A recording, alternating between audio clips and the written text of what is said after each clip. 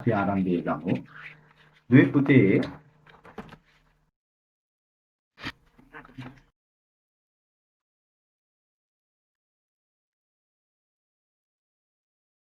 තුන්වන වාර පරීක්ෂණයේ 2019 විශාඛා විද්‍යාලය. මේකේ පළවෙනි ප්‍රශ්නේ තියෙන්නේ පුතේ සමචතුරස්‍රයේ කියන්නේ. අනිත් අර කලින් කරපු යන පත්තරේ දෙවෙනි කොටස කරේ නෑ සර්. අපි ඒක දෙවෙනි කොටස කරානේ. ගිය සතියේ අපි මේ ප්‍රශ්න පත්‍රය සම්පූර්ණ කරා නේද? හැබැයි ඕක දකින්නේ කොහෙද මල ගෙදර? මට කියන්න මේ ඒකේ දහම ප්‍රායෝගිකද මේක මල ගෙදරට විතරක් තල්ලු කර තිබීම. අපි ගන්න ඕනේ තමයි. මේක මල ගෙදරට ඒකේ කොතනට වෙනකන්ද අපි කරේ එහෙමනම්? ඉතල කතා කරපු පුතා කියන බල. පළවෙනි කොටස විතරයි. පළවෙනි කොටස විතරයි. උස.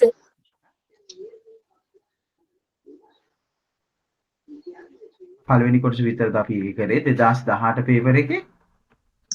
උස. උස. එහෙමනම් ඒකේ සෙකන්ඩ් ඒ මම හිතන් හිටියේ දෙවෙනි කොටස අපි කරා කියලා. එහෙනම් අපි ඒකේ දෙවෙනි කොටස ඉස්සෙල්ලා සාකච්ඡා කරමු නේද? එහෙනම් දුවේ පුතේ ඒකේ දෙවෙනි කොටස සූදානම් කරගන්න. ඒකේ දෙවෙනි කොටස සූදානම් කරගන්න. 2018 පේපර් එකේ දෙවෙනි කොටස.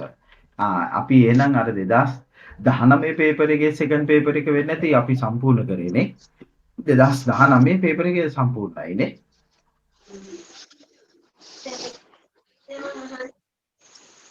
ඔව්.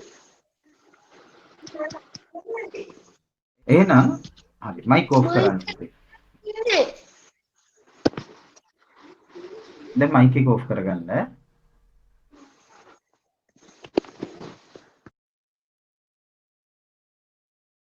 2018 බස්නාහිර පළාත් අධ්‍යාපන දෙපාර්තමේන්තුව විසින් සකස් කරන ලද වර්ෂ අවසාන වාර විභාග ප්‍රශ්න පත්‍රයේ දෙවෙනි ප්‍රශ්න පත්‍රයේ පළවෙනි ගාන. පුතාලා දන්නවා මේක ලකුණු 16ක් එන ගානක්. ඇගීම් ප්‍රශ්නයක් ලෙස අපි සලකනවා. අනිවාර්යයෙන්ම කළ යුතු ප්‍රශ්නයක්. එතකොට මේ ප්‍රශ්නේ තමයි ඔබ පන්ති කාමරයේදී සරල රේඛීය තල රූප පාඩම සඳහා කරන ලද ක්‍රියාකාරකම් ඇසුරෙන් අසා ඇති ප්‍රශ්න වලට පිළිතුරු සපයන්න කියලා තමයි තියෙන්නේ. පුතාලට මේකේ දීලා තියෙනවා බහුවශ්‍ය කිහිපයක්. නේ බහුවශ්‍ය කිහිපයක් දීලා තියෙනවා. මේකේ පළවෙනි ප්‍රශ්නේ අහන්නේ දී ඇති තල රූප සියල්ල බහුවශ්‍ය ලෙස හඳුන්වයි. බහුවශ්‍යයක් යනු කුමක්දයි පහදන්න. බහුවශ්‍යයක් යනු කුමක්දයි පහදන්න. ඔව්. දැන් මම නම කියන දුව හෝ පුතා විතරක් උත්තර දෙන්න සැලකිලිමත් වෙන්න හැමෝම පොදු උත්තර දෙන්න යන්න එපා පුතා.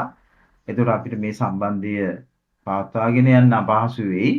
ඒ හින්දා මම පළවෙනි ප්‍රශ්නේ යොමු කරන්නේ අපේ සංක මధు සංක පුතාට.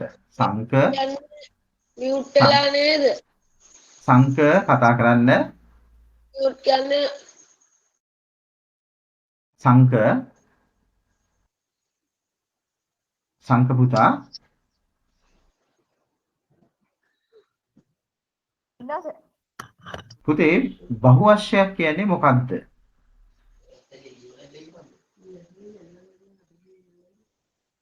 ඔයා මෙතන උත්තරේ බහුවශ්‍යයක් ලෙස අර්ථ දැක්වුවේ කුමක්ද? කොහොමද බහුවශ්‍යයක් කියලා ලිව්වේ?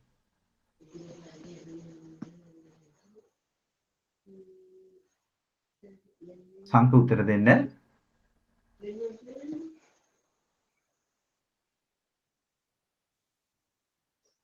සංක සමාන වන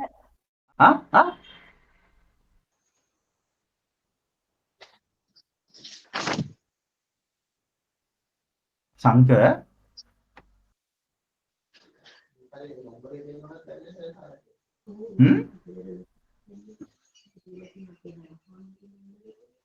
සංක මොකද උනේ? විහංග ඉඳුවර මට උත්තරේ දෙන්න. විහංග පුතා. Hello sir. ඔව්. මට කියන්න පුතේ බහුවශ්‍යයක් කියන්නේ කුමක්ද? සරදාර පමණක් භාවිතයෙන් අඳින ලද තල රූප සරල ධාරද සරල රේඛාද? රේඛාස. ධාර තියෙන්නේ පුතේ ඝන වස්තු වලනේ. නේද? ඕක මම මෙහෙම ඔය උතරේ තව දෙයක් එකතු කරනවා.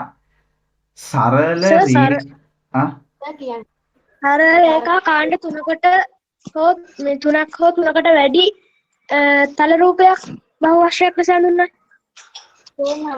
ඒකේ සංවෘත බව වෙනවා. සංවෘත කියලා එන්නත් ඕන. සංවෘත රූපයක්. ඔව් සරල රේඛා ඛණ්ඩ තුනක් හෝ ඊට වැඩියෙන් අඳින ලද සංවෘත තල රූපයක්. අර නැත්නම් ඔක මෙහෙම ලියලා තිබුණත් කමක් නැහැ. සරල රේඛා ඛණ්ඩ පමණක් භාවිතා කර අඳින සංවෘත තල රූප බහුවශ්‍ය වේ. ඔබේ උත්තරේ වැරදි නම් ලියා ගන්න. සරල රේඛා ඛණ්ඩ සරල රේඛා ඛණ්ඩ පමණක් භාවිතයෙන් අඳින ලද සංවෘත තල රූප බහුවශ්‍ය වේ. ඒකේ පැහැදිලිව සඳහන් වෙන්න ඕන සරල රේඛා ඛණ්ඩ කියන එක පැහැදිලි වෙන්න ඕන.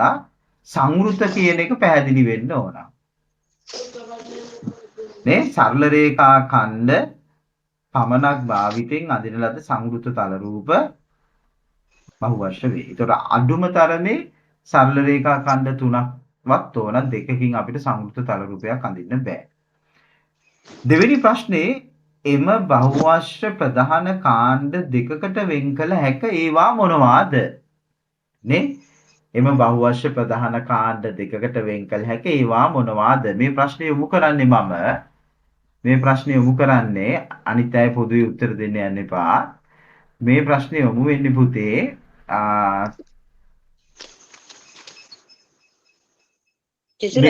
මෙතුනි දුවට මෙතුනි දුවට තමයි ප්‍රශ්න යොමු වෙන්නේ. මෙතුනි කතා කරන්න. මෙතුනි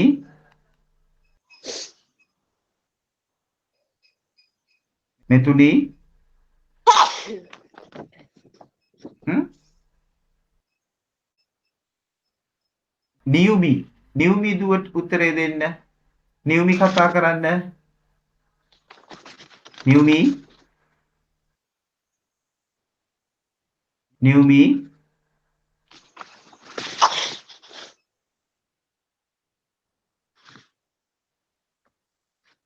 බහුවශ්‍ය ප්‍රධාන කාණ්ඩ දෙකකට වෙන් කළ හැක ඒවා මොනවාද? කොනියුමි කියන්න පුතේ. උත්තල බහුවශ්‍ය, අවතල බහුවශ්‍ය. උත්තල බහුවශ්‍ය, අවතල බහුවශ්‍ය. එහෙමනම් එතනට උත්තරේ එන්නේ උත්තල සහ අවතල කියන බහුවශ්‍ය වර්ග දෙක. තුන්වෙනි ප්‍රශ්නය ඉහත දී ඇති බහුවශ්‍ය එම කාණ්ඩ වලට වෙන් කරන්න ඉංග්‍රීසි අක්ෂර යොදා ගනිමින්. දැන් අපි උත්තල අවතල කියලා හඳුනාගත්තනේ බහුවශ්‍ය වර්ග දෙකක්. ඔන්න දැන් අපිට මේ දීලා තියෙන බහුවශ්‍ය ඒ කාණ්ඩ වලට වෙන් කරන්න. ද්වේපුතේ මා නැවත මතක් කරොත් ඔන්න හොඳට බලා ගන්න. අපි මේ බහුවශ්‍ය කියලා කියන්නේ බහුවශ්‍ය. එතකොට මේ එන්නේ සරල රේඛා ඛණ්ඩ. දැන් සරල රේඛා ඛණ්ඩ දෙකකින් පුතේ අපිට සංවෘත තල රූපයක් ගොඩනගන්න බෑ. එතකොට අඳුම තරමේ සරල රේඛා ඛණ්ඩ තුනක්වත් තියෙන්න ඕන. ඉතින් මේ විදිහට එන්න පුළුවන්. අනිත් එක නේ අපිට ඊළඟට අපිට ගන්න පුළුවන් අවස්ථාවක් තමයි මෙහෙම. එතකොට මෙතන මෙහෙම ගන්න පුළුවන්. මේ ඉන්නේ සරල රේඛා ඛණ්ඩ හතරක්. දැන් මෙයා අපි ගත්තොත් එහෙම දැන් මෙන්න මේගොල්ලෝ බලන්න මේ ඔහොම එක කාණ්ඩයක් අපිට ගන්න පුළුවන්. මම මේ කරවනවා ඔබට මේ කාරණාව. එතකොට මෙතන අපි ගත්තොත් එහෙම පුතේ ඊට සර් කියන එක හරියට ඒ විදිහට ලියා ගන්න.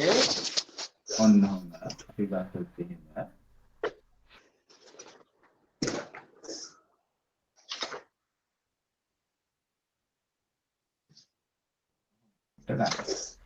දැන් මේ අතර තියෙන වෙනස තමයි බුදුවර පුතාලට පේන්න ඕන. මේ මම මේ පළවෙනි කාණ්ඩයේ මේ පළවෙනියට ගත්ත කාණ්ඩයේ පුතා පළවෙනියට ගත්ත කාණ්ඩයේ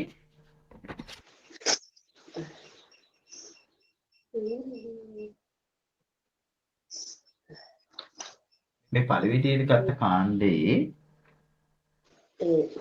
ඔයගලන්ට පේනවා මේ අභ්‍යන්තර පිහිටීම් දෙකක් අපි ගත්තොත් ඕනෑම ලක්ෂ දෙකක් අපි ගත්තොත් ඒ ඕනෑම ලක්ෂ දෙක යා කරන රේඛාවෙන් මේ තල රූපය ඡේදනය වෙන්නේ නැහැ.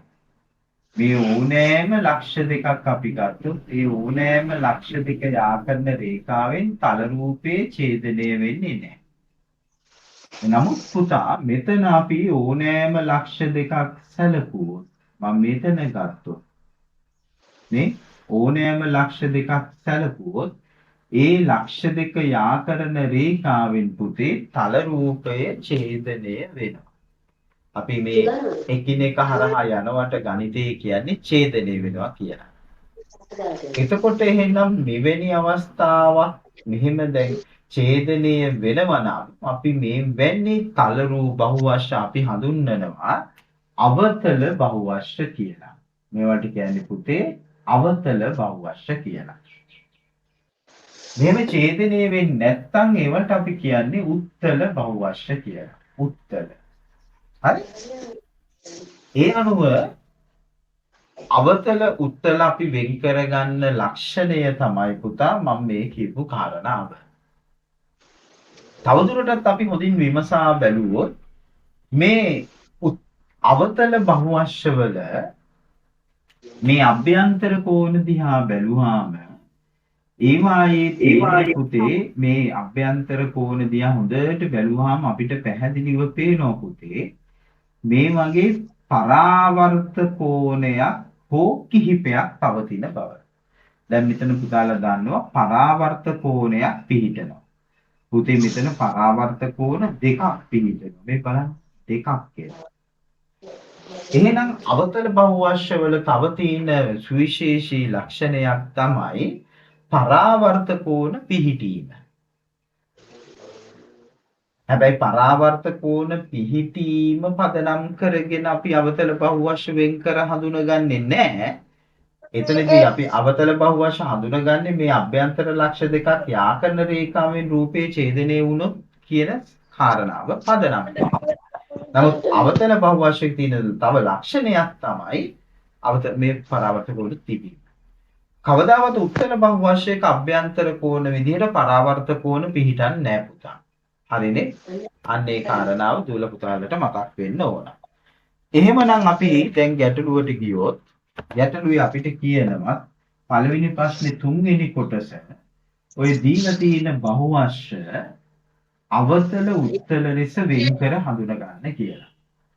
මේ ගැටලුව නිර්මාණය කරපු කෙනාගේ බලාපොරොත්තුව නැත්නම් ඇගේ මරමුණ තමයි නිවරදිව දරුවන්ට මේ අවතල උත්තර හඳුනා ගැනීම පුළුවන්ද කියලා බලන්නයි හදන්නේ. එහෙනම් දුවේ පුතේ පළවෙනි ප්‍රශ්නේ ඒ කොටසට අපි උත්තරේ සඳහන් කරා, දෙකටත් අපි උත්තරේ සඳහන් කරා, තුන්වෙනි එක තමයි අපි මේ සාකච්ඡා කරන්නේ. එහෙමනම් මම මෙතන උත්තල බහුවශ්‍ය කියලා ගන්නවා. උත්තල ඊළඟට උත්තල බහුවශ්‍ය ඊළඟට මම අවතල බහුවශ්‍ය කියලා ගන්නවා. අවතල බහුවශ්‍ය. දැන් මම නම කියන දුව හෝ පුතා විතරක් මට උත්තර දෙන්න. තමන්ට ලැබෙන අවස්ථාව ප්‍රයෝජනෙට ගන්න පුතේ. මම මේ අවස්ථාව දෙන්නේ සවන්මී දුවට. සවන්මී මට කියන්න මේ තීන ඒවා මට වෙන් කරලා දෙන්න උත්තර බහුවශ්‍ය වලට එන්නේ මොනවද කියලා. අකුරු ටික කියන්න. සවන්මී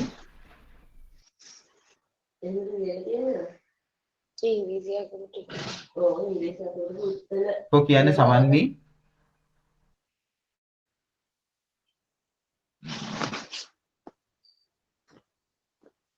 සවන්මී ලකුණු දාන්න එපා ලකුණු කියන දඩකම් කියලා නෑ. කො සවන්මී උත්තර දෙන්නේ නැද්ද පුතා? එමනම් මම වෙන කෙනෙක් වෙත යොමු වෙනවා. මට කියන්න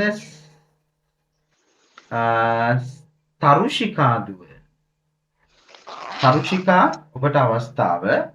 මේකේ උත්තර බහුවචන වලට එන අක්ෂර මොනවද? තරුෂිකා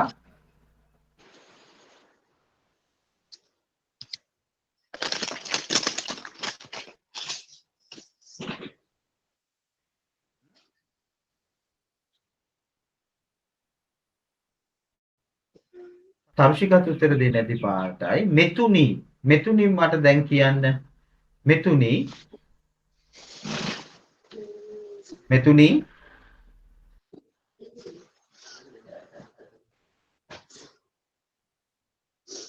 මෙතුණි. කොහේ ළමයි? මෙතුණි මට කියන්න මෙතන උත්තර බහුවචන වලට එන අක්ෂර ටික.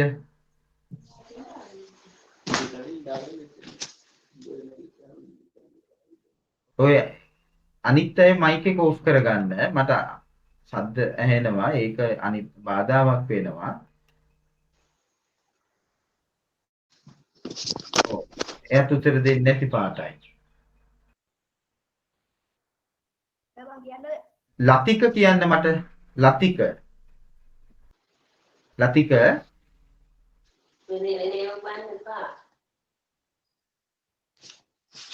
කො ලතික.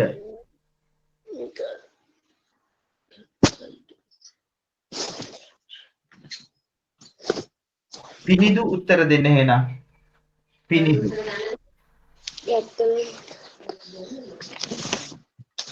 පිනිදු.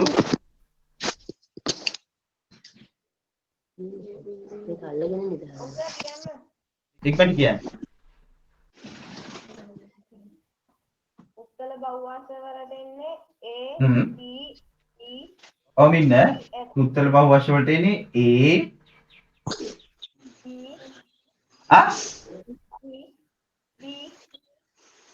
C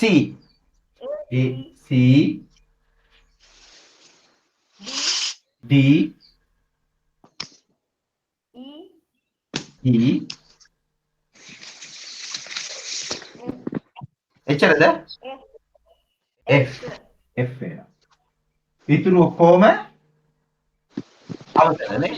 අවතල වලට B එනවා. ඊට පස්සේ H එනවා. ඊළඟට G එනවානේ. ඔන්න ඔහම තමයි පුතා උත්තල අවතල බහුවචන විදිහට අපිට වෙන් කරගන්න පුළුවන් වෙන්නේ. පැහැදිලි.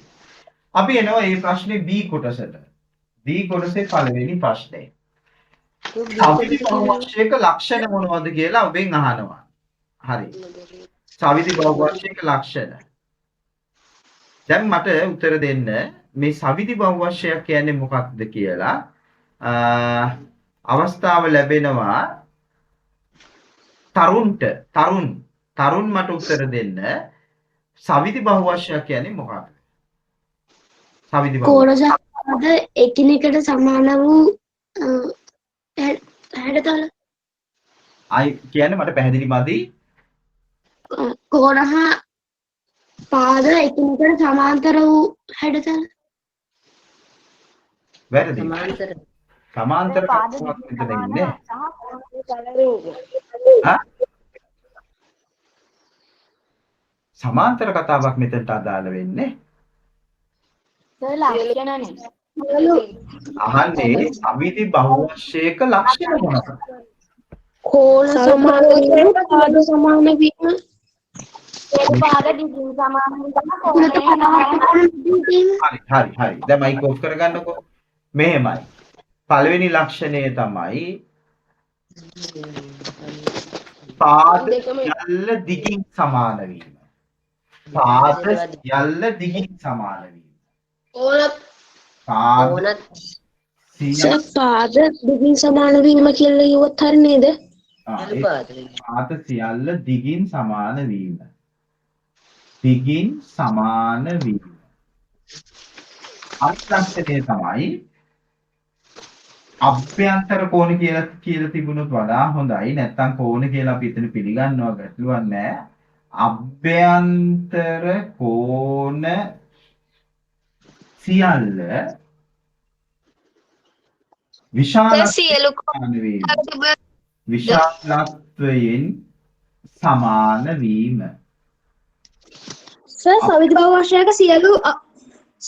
බහුවර්ෂයක සියලු කෝණවල විශාලත්වය එකිනෙකට සමාන වීම.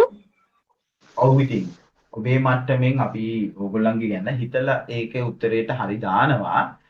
නමුත් අපි පිළිතුර අපි ගත්තොත් එimhe වඩාම නිවැරදි වෙන්නේ අභ්‍යන්තර කෝණ සියල්ල විශාලත්වයෙන් සමාන වීම. මේ අනුපාඩු හදාගන්න. අපි මේ දාන්න ගොඩක් මොඳ ඒක ලියන්න. දැන් ඔය මයික් එක නම් පුතේ කරුණාකර ඕෆ් කරගන්න. කතා කරාට පස්සේ දිගටම දාලා තියාගන්න එපා.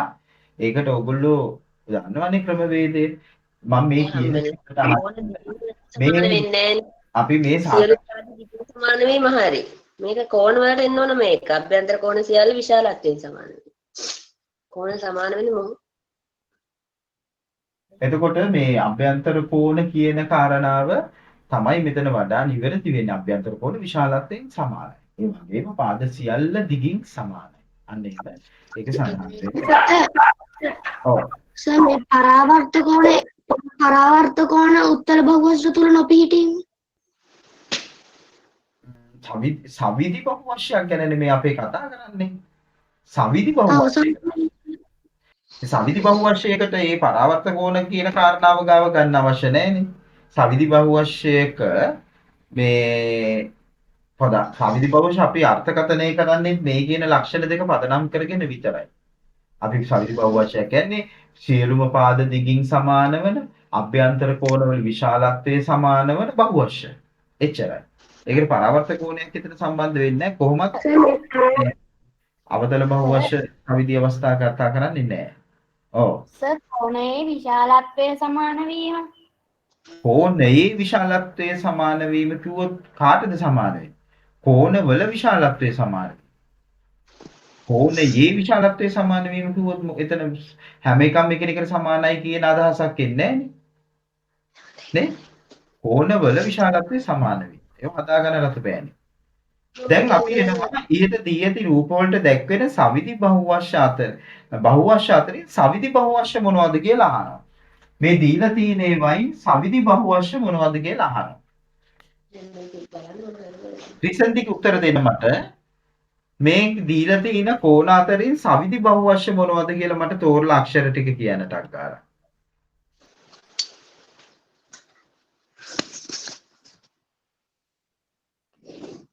රිසන්ටි.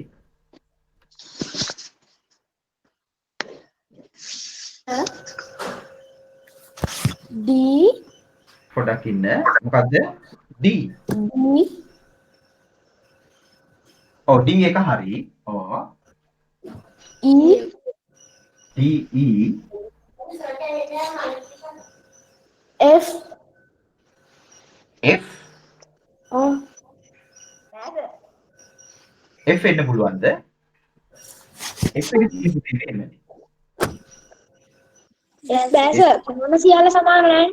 මෙහෙමනේ දීලා කෝණවල ප්‍රමාණය සමාන නැහැනේ. වෙන්න බෑනේ. මේ මෙතන දැන් කෝණය නිකන් අපි නිකන් බැලුවාම පේනවා මෙයා මහා කෝණය මෙයා සුළු කෝණය. කොහොමද විශාලත්වය සමාන වෙන්නේ නැහැ. ඔයා හොඳින් නේද? නිදිමතේ දින්නේ නැහැ. D එකයි E එකයි විතරයි පුතේ.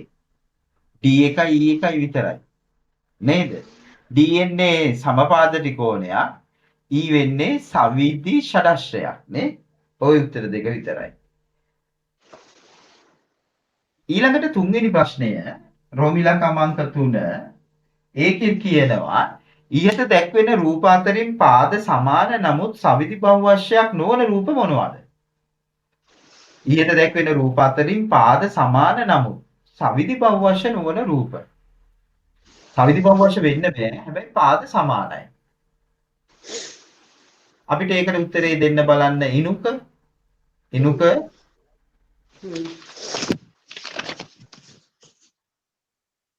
පාද විතරක් සමානයි. මම ඒක බැලුවේ නෑ. මම දැක්ක මේකට ඉර ගහලා තියෙනවා. මට ඒ වෙලාවේ මතකට ආවේ නෑ.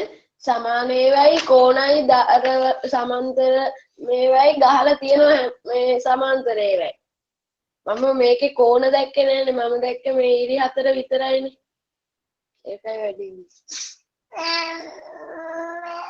පුතේ ආයි නැවත මම කාරුණිකව කියනවා හැමෝම තමන්ගේ බලන්න මේ මයික් එක ඕෆ් කරගෙන තියෙනවද කියලා. නැත්තම් අපිට මේක කරගෙන යන්න බෑ. දැන් මේ ඒ හින්දා හැමෝම මේ බයික් එක ඕෆ් කරගන්න. මම කියන දුව පුතා විතරක් ඕන් ඒක මේ මොහොතේම ටක් ගාලා ඔන් කරලා උත්තර දීලා ආයි ඕෆ් කරගන්න. නේද පුතේ? මම දන්නවා ඔයගොල්ලන්ට මේක අපේ සාමාන්‍ය පන්ති කාමරයක් විදියට පුතේ මේක අපිට කරගෙන යන්න අමාරුයි. එහෙම වුණොත් වෙන්නේ අපි හැමෝටම මේක බාධාවක්. ඔයගොල්ලෝ කතා බහ කරන ඒවා ඔක්කොම අහල පහල මේ ඔක්කොම දේවල් ඇහෙනවා. අනිත් එක දැන් මම මේක රෙකෝඩ් කරනවානේ. එතකොට මේ රෙකෝඩ් එකේ හොඳට ඕවා තියෙනවා ඊට පස්සේ.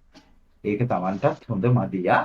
එහෙනම් කරුණාකර ආදරෙන් කියන්නේ මේ වැඩේට ඔයගොල්ලෝ සම්බන්ධ වෙනකොට දැන් මේක නුහුරු නෑ ඔයගොල්ලන්ට. දැන් මේක ඔයගොල්ලන්ට මෙතන ඉන්න බොහෝ දෙනෙක්ට හුරුයි. එහෙනම් අපි මෙතන ඒ අදාළ මයික් කතා කරාට පස්සේ මයික් එක ඔෆ් කරලා තියාගන්න. හරි? right. දැන් මම ප්‍රශ්නෙට නැවත එනවා.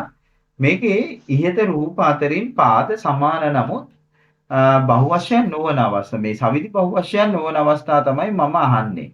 මම මේ ප්‍රශ්නේ එන යොමු කරනවා දැන් දුලේන් කතා කරන්න. දුලේන් මට කියන්නේ ඒකට අදාළ උත්තරේ මොකක්ද කියලා.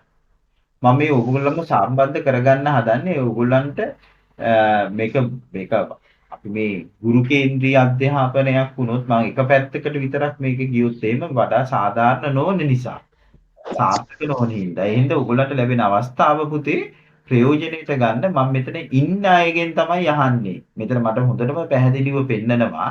අද අපේ පාඩමට මෙතන සම්බන්ධ වෙලා ඉන්න ළමයි 34 දෙනෙක්. ඒ 34 දෙනාගෙන් තමයි මම මේ අහන්නේ. ඒ යහමු ලෙස අරගෙන. එතකොට ඔබට පුළුවන් මේ අවස්ථාව ප්‍රයෝජනෙට ගන්න. දුලෙන් නැද්ද? කද්ද උත්තරයක් දෙන්නේ නැද්ද? එහෙමනම් මම ඊළඟට තව යොමු වෙනවා අමාෂා දුවට.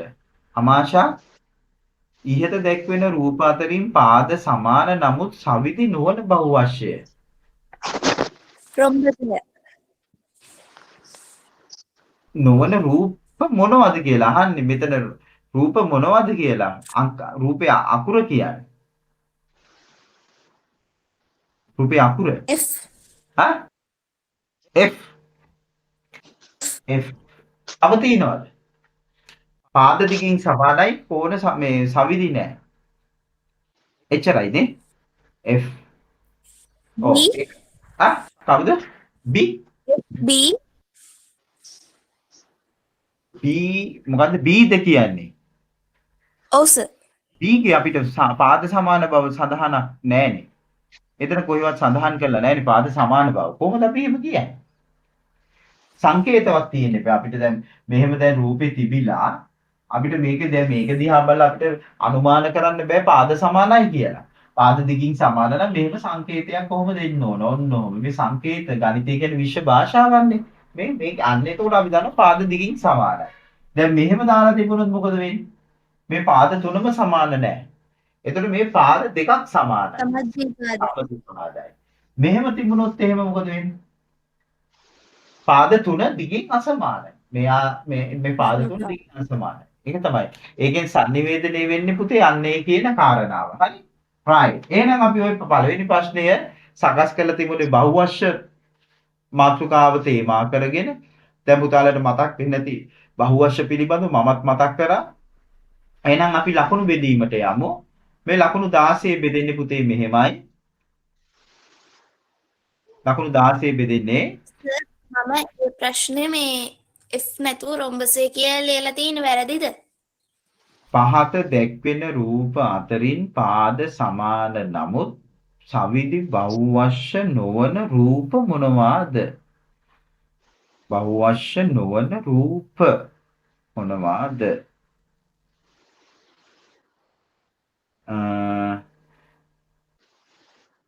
වැරදි දාන්නේ නැති වෙයි. වැරදි දාන්න අපිට මෙතනදී බෑ හේතුව ඔබ ඒ රූපේ හඳුනගෙන තිනවා නමින් හඳුනගෙනම තිනවා. රොම්බසේ කියලා. ඒ හින්දා ඒකට වැරද්දක් දාන්න බෑ පුතා. හරි? බහුවශය නොවන රූපේ නම් කරන්න කියලාවත් එහෙම නෙවෙයි තියෙන්නේ. රූපේ මොනවද කියලා නේ අහන්නේ. ඒ ප්‍රශ්නේ අහනකොට ඒක ඒ දෙපැත්තටම එතකොට බර වෙනවා. රූපේ මොනවද රොම්බසේ කියලා ලියලා තිබුණත් ඉතින් ළමයා ඒක හඳුනාගත්ත බවට අපිට පැහැදිලිව තියෙනවා. නේ? ඒ හින්දා ඒකට ලකුණු ලැබෙනවා. හරි? ඊළඟට එන ලකුණු වෙන් වෙන්නේ මෙහෙමයි පුතේ. බහුවශයක් යනු කුමක්ද කියන කාරණාවට දුවල පුතල්ල ලකුණු එතකොට එනවා. අපි හිතන්ට දාගමු ලකුණු දෙකක්. අපි හිතන්ට දෙකයි. ඊළඟට බහුවශයේ ප්‍රධාන කාණ්ඩ දෙකකට වෙන් කළ හැක. ඒවා මොනවාද? එතනට ලකුණු දෙකයි. දෙකයි.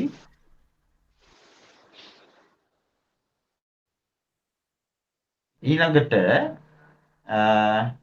ඉහත දී ඇති බහුවශයෙන්ම කාණ්ඩවලට වෙන් කරන්න. ඔව් එතනට එන්න ඉස්සෙල්ලා මම මෙතනටත් ලකුණු දාලා ඉන්නම්. මෙතනත් ලක්ෂණ දෙකට එක එක ලකුණු දෙකයි. මෙතනත් එතකොට පුතේ එක එක ලකුණු දෙකයි. මෙතනට එකයි. එතකොට 2යි 4යි 5යි 6යි 7යි 8යි 9යි. හරි 9යි. ඔය විදිහට දාන්න. ඊට පස්සේ 10යි 11යි. උත්තර අපිට මේක 16කට යන්නේ නේ. ඒක 2 4 5 6 7 8 9යි. 9 වුණාම ඊට පස්සේ අපිට තව 7ක් තියෙනවා. ඔව් 7ක්. අපි මෙහෙම ගමු. මම පොඩි මෙතන 1 2 3 4 5 6 7 8ක් එනවා. අපි පුතා මෙතනින් මෙහෙම ගමු. මෙතනින් එකක් දාලා මෙතනට එකක් දාන්න.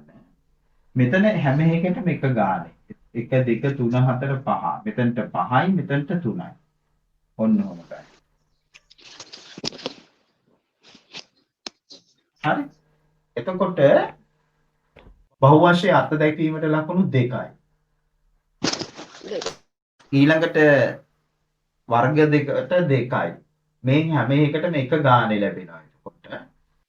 ඊට පස්සේ ලක්ෂණ දෙකට 2යි. මෙතන දෙකම හරිනම් 1යි. මේක 1යි. දැන් එහෙනම් පළවෙනි ප්‍රශ්නේ ලකුණු 16න් කීයද කියලා දාන්න. ලකුණු 16න් කීයද කියලා දාන්න.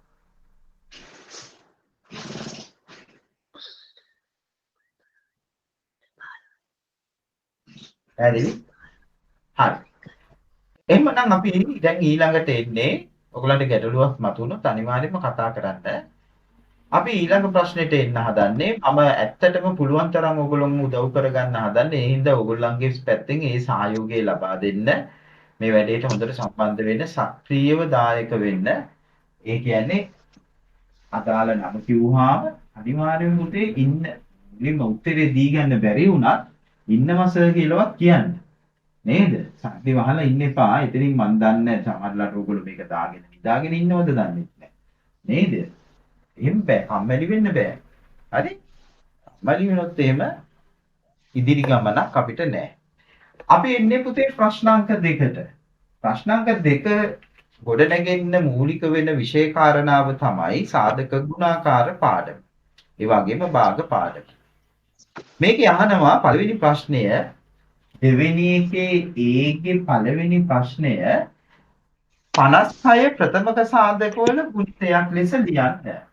මේ 56 ප්‍රථමක සාධකවල ගුණිතයක් ලෙස ලියන්න. ප්‍රථමක සංඛ්‍යා කියන්නේ පුතේ එකිනෙකට වෙනස් සාධක දෙකක් පමණක් තියෙන සංඛ්‍යා. නේ? ප්‍රථම සංඛ්‍යා කියන්නේ. එහෙනම් පුතේ මේක අපිට කියනවා ප්‍රථමක සාධකවල ගුණිතයක් ලෙස ලියන්න කියලා. මම අවස්ථාව දෙන්නේ අවස්ථාව ලැබෙන්නේ අපි දසුනි දුවට. දසුනි කතා කරන්න. දසුනි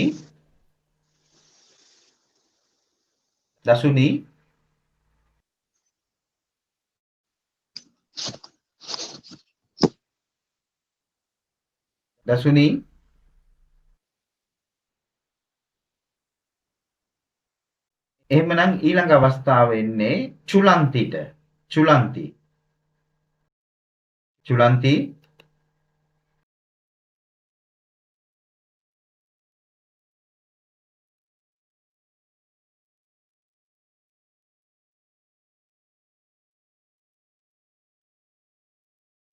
සිතූපට අවස්ථාව. සිතූප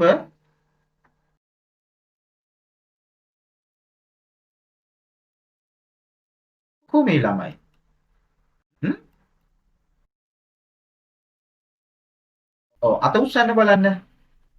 මේ උත්තරේ දෙන්න කැමති අය හෑන්ඩ් ලිස්ට් එකට එන්න බලන්න.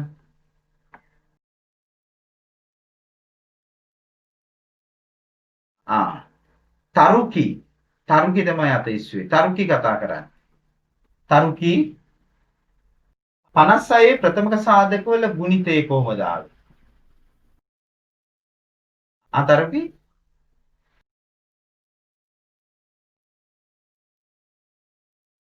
අත ඉස්සුවට උත්තර දෙන්නේ නැහැ නේ.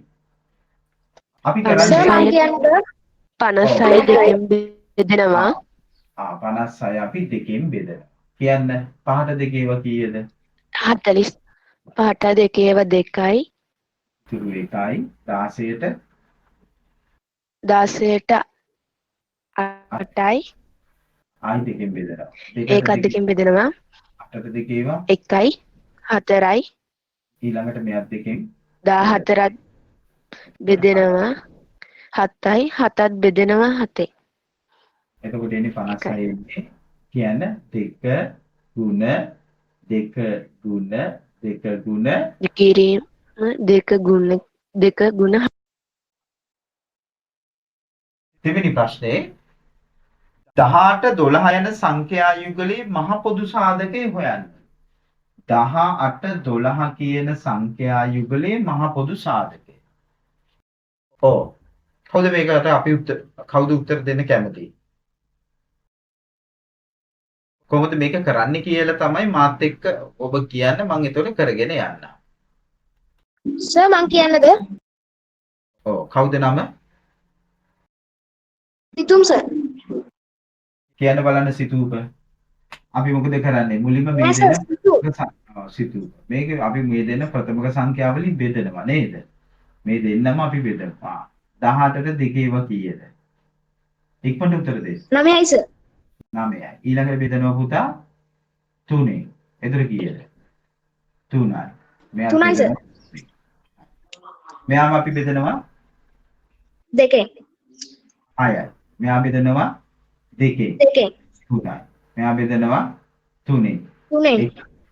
ඊළඟට අපි එනවා 18 සමානයි කොහොමද පුතේ 2 ගුණ කිරීම 3 ගුණ කිරීම 3 12 සමානයි 2 ගුණ කිරීම 2 ගුණ කිරීම 3 එතකොට අපි කොහොමද මහා පොදු සාධකය ගන්නෙ මහා පොදු සාධකය මේ පේලි දෙකටම පොදු අවස්ථා පොදු ඒවා දෙකයි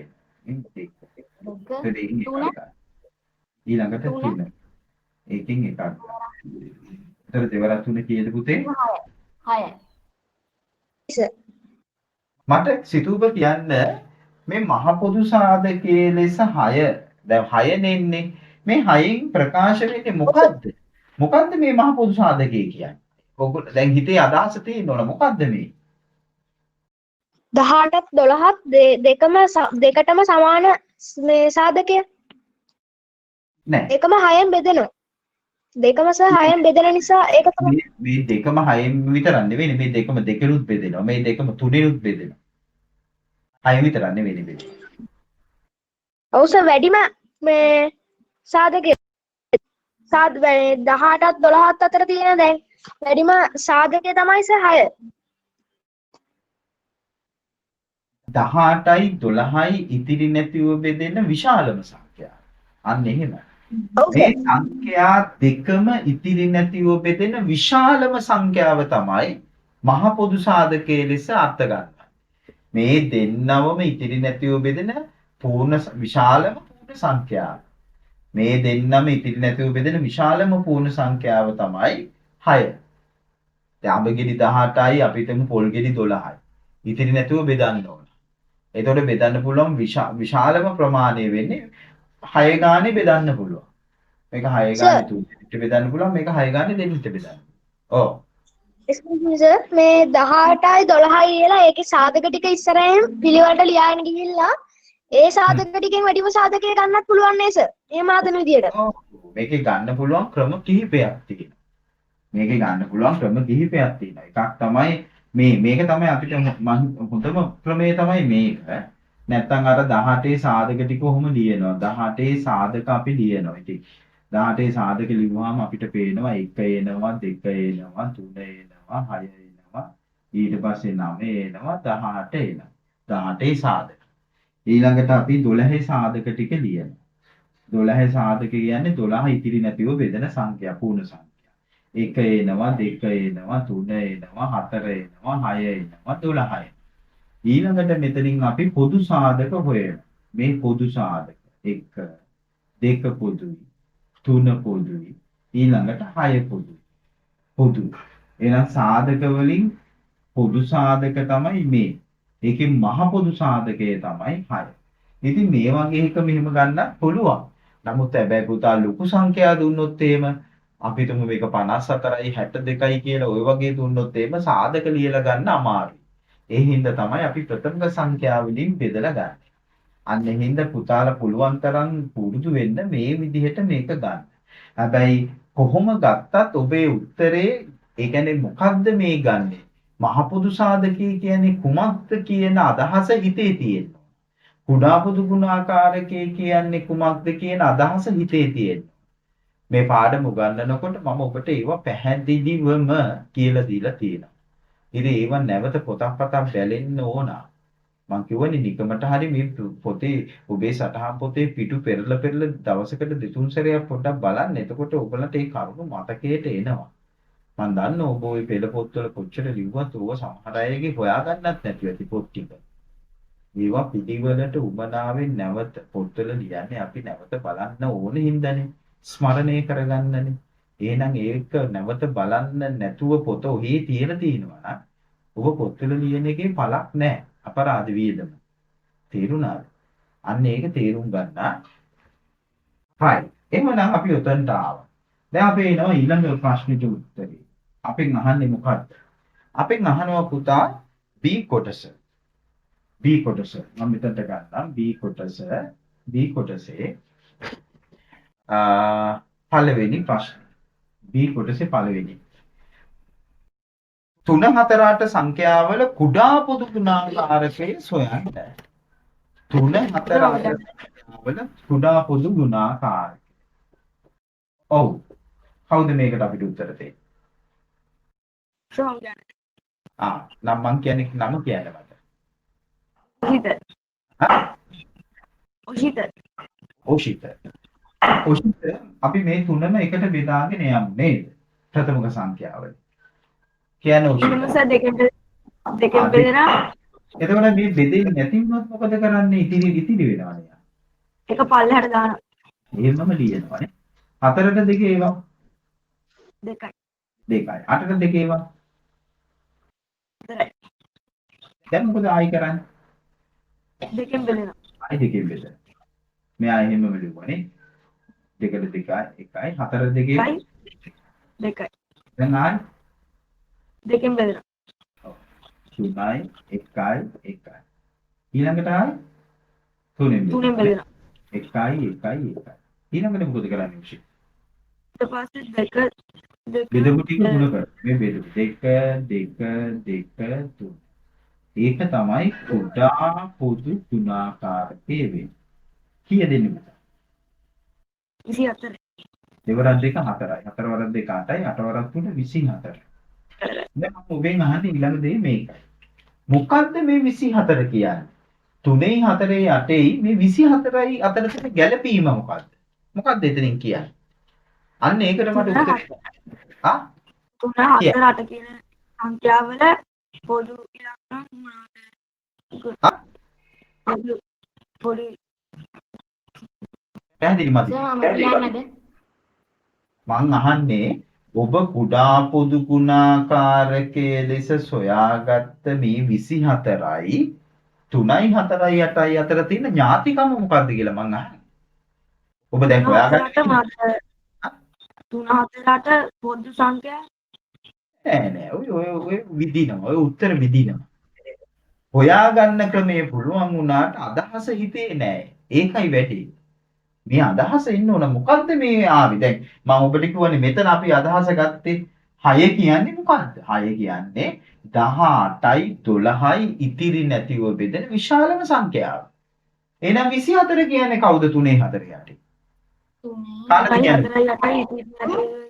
ඉතිරි නැතිව බෙදෙන කුඩාම සංඛ්‍යාව කවුද? කවුද? 3න් කියන්නේ? 4න් 8න් ඉතිරි නැතිව බෙදෙන කුඩාම සංඛ්‍යාවේ අන්න හරි. ඒක හරි. 3නුයි 4නුයි 8නුයි කියන මේ සංඛ්‍යා තුනෙන්ම 3නුයි 4නුයි 8නුයි කියන මේ සංඛ්‍යා තුනෙන්ම ඉතිරි නැතිව බෙදෙන කුඩාම සංඛ්‍යාව තමයි පුතා 24 කියන්නේ. 3න් 4න් 8න් ඉතිරි නැතිව බෙදෙන කුඩාම සංඛ්‍යාව. එයා තමයි 24 කියන්නේ. පැහැදිලිද? අන්නේ අදහස නම් පුතා ඔබ කොහොම හරි ඒක තේරෙන්න කුඩා පුදු ගුණාකාරය කියන්නේ මොකක්ද කියන එක. හරි. ඊළඟට අපි එනවා මේකේ දෙවෙනි කොටසට. දෙවෙනි කොටස තියෙන්නේ පුතේ භාග සම්බන්ධ කාරණාවක් නේ. දෙවෙනි කොටස. මට ඉඩ වෙන් කරගන්න බලමු මේ හරියෙන්. රෝමිලා ක්‍රමාංක 2 මේ යෝගලා පේන්නේ නැති වෙන්න පුළුවන්. අපි ගමු මේ හරියෙන් විතර ගමු කොහොමද මම බලමු.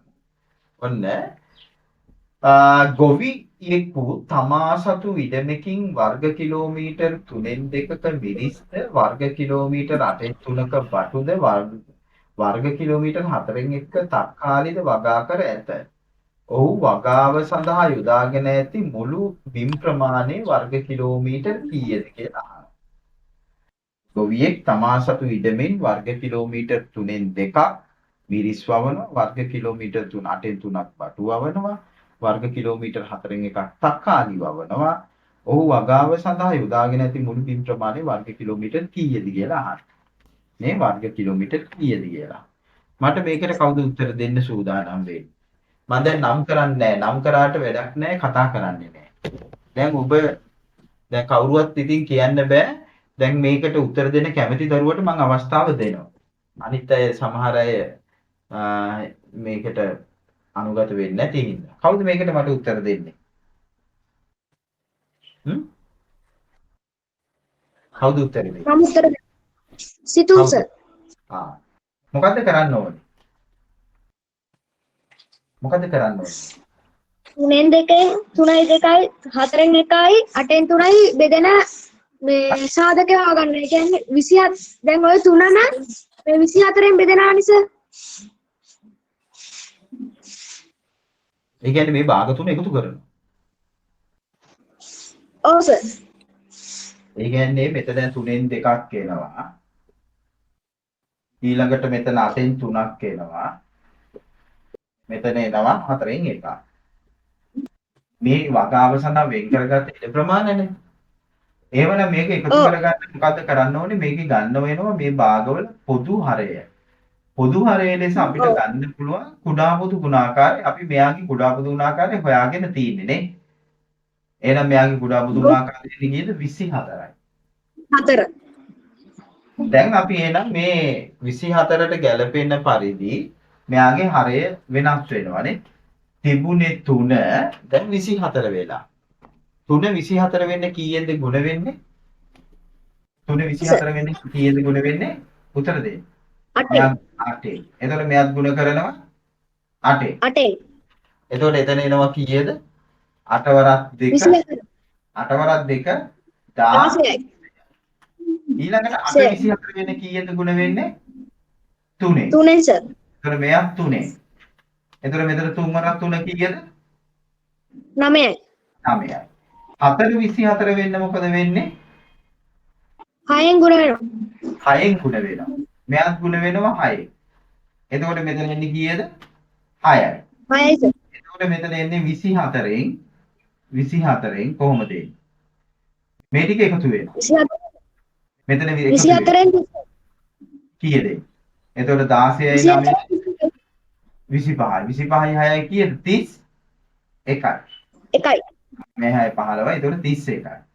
ඒ කියන්නේ මුළු ඉඩවෙන් 24න් 31ක් තමයි වගාවට යොදාගෙන තියෙන්නේ. නේ? අපිට මේකේ වර්ග කිලෝමීටර් ප්‍රමාණයක් අපිට ගන්න බෑ. මේම සම්බන්ධයක් අපිට දීලා නැහැ. වහු වගාව සඳහා යොදාගත් ඇති මුළු ඉඩ ප්‍රමාණය මුළු වලට හරවනවා සර්. ඊළඟට මිශ්‍ර භාගයක් ලෙස හරවනවා සර්. ඕක විෂම භාගයක්නේ. මේක විෂම භාගයක්. මේක විෂම භාගයක්. ඔව් සර්. වර්ග ඕක මිශ්‍ර භාගයක්. කිලෝමීටර 3න් 2යි මිරිස් වවනවා. වර්ග කිලෝමීටර 8න් 3ක් බටු වවනවා. වර්ග කිලෝමීටර 4න් එකක් තක්කාලි වවනවා. ඔහු වගාවන් සඳහා යොදාගෙන ඇති මුළු බිම් ප්‍රමාණය වර්ග කිලෝමීටර කීයද? වර්ග කිලෝමීටර කීයද? මේක හැබැයි ගැලපෙන්නේ නැහැ වගේ. 24න් 31ක් එන්නේ කොහොමද?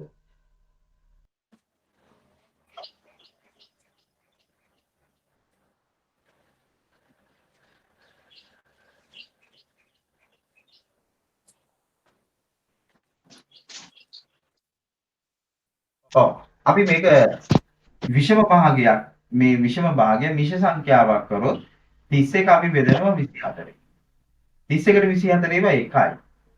එතකොට මෙතන එනවා 24යි. ඉතුරු වෙනවා කොච්චරද පුතා? ඉතුරු වෙනවා මෙතන 7ක්. එහෙනම් අපිට උත්තරේ ගන්න වෙන්නේ වර්ග කිලෝමීටර 1.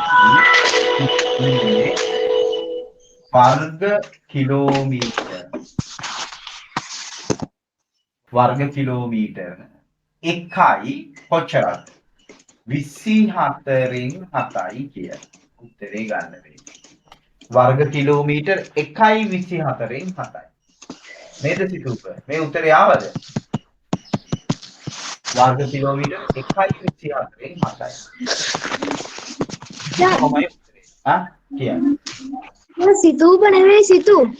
සිතු 1යි 24න් 7යි. අපි ලකුණු බෙදීම කරගෙන යමු. ලකුණු බෙදුවොත් මෙහෙමයි එන්නේ. ලකුණු බෙදීම මේ ලකුණු 11යි මේකට එන්නේ පුතානේ. ලකුණු 11යි. මේකට ලකුණු දෙකක් එනවා. 2යි. මේ එක පේලියකට එක ගානේ හම්බ වෙනවා. ඊට පස්සේ පොදු හරය හඳුනා ගන්නවට පුතා මෙතන එකක් හම්බ වෙනවා. කුඩා පොදු ගුණාකාර මහ පොදු සාදයට එතන ලකුණු 3යි. ඊට පස්සේ මේක බෙදලා මේ ගුණිතේ ගන්නවට පුතේ මේකට එනවා ලකුණු 1ක් මේකට එකක් එනවා ලකුණු 2යි 3යි 2යි 5යි 7යි ඊළඟට අපි එනවා මෙතනට 24ට අනුව පොදු හරය 24 හඳුනා ගැනීමට 1යි ලවය සකස් කරනවට 1යි 24න් 31 ගන්නවට 1යි 1යි 24න් 17 ගන්නවට 1යි 24න් 7 ගන්නවට 1යි මෙතන ලකුණු 4ක් එනවා. මෙතන 4ක් එනවා. එතකොට පුතා 4යි 3යි 7යි 7යි 2යි 9යි 9යි 2යි 11යි දුවේ පුතේ දෙවෙනි ප්‍රශ්නෙට 11න් කීයද කියලා ඔයගොල්ලෝ දාන්න. 11න් කීයද කියලා දාන්න. හරියට කරන්න. 11න් කීයද? බලන්න. අඩුපාඩු තියෙනවා නම් හදා ගන්න ඉක්මනට.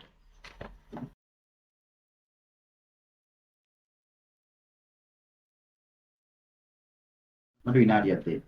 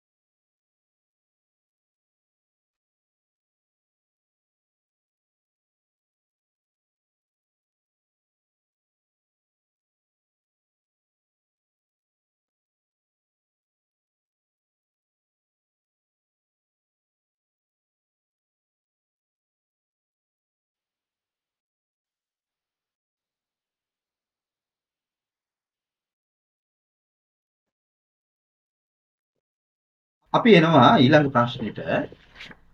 ඊළඟ ප්‍රශ්නේ ගොඩනගන්නේ පුතේ තුන්වෙනි ප්‍රශ්නය. ඒක තමයි මේ අපි ගත්තොත් එහෙම මේ වර්ගඵලය සම්බන්ධ කරගෙන එන්නේ. මේ වර්ගඵලය සම්බන්ධ කරගෙන එන්නේ. අපි බලමු.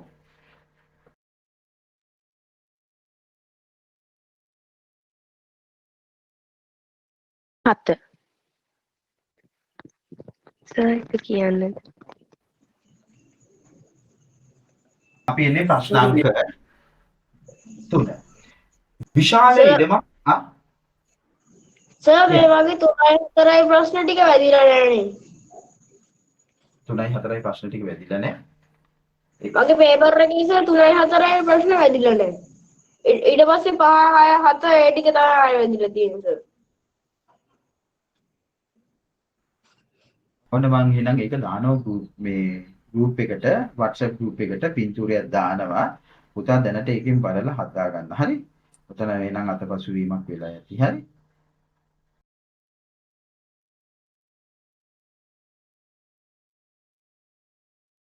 ඔය group එකේ ඉන්නව නේද?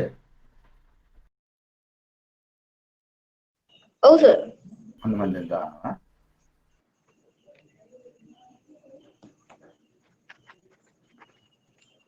එතකොට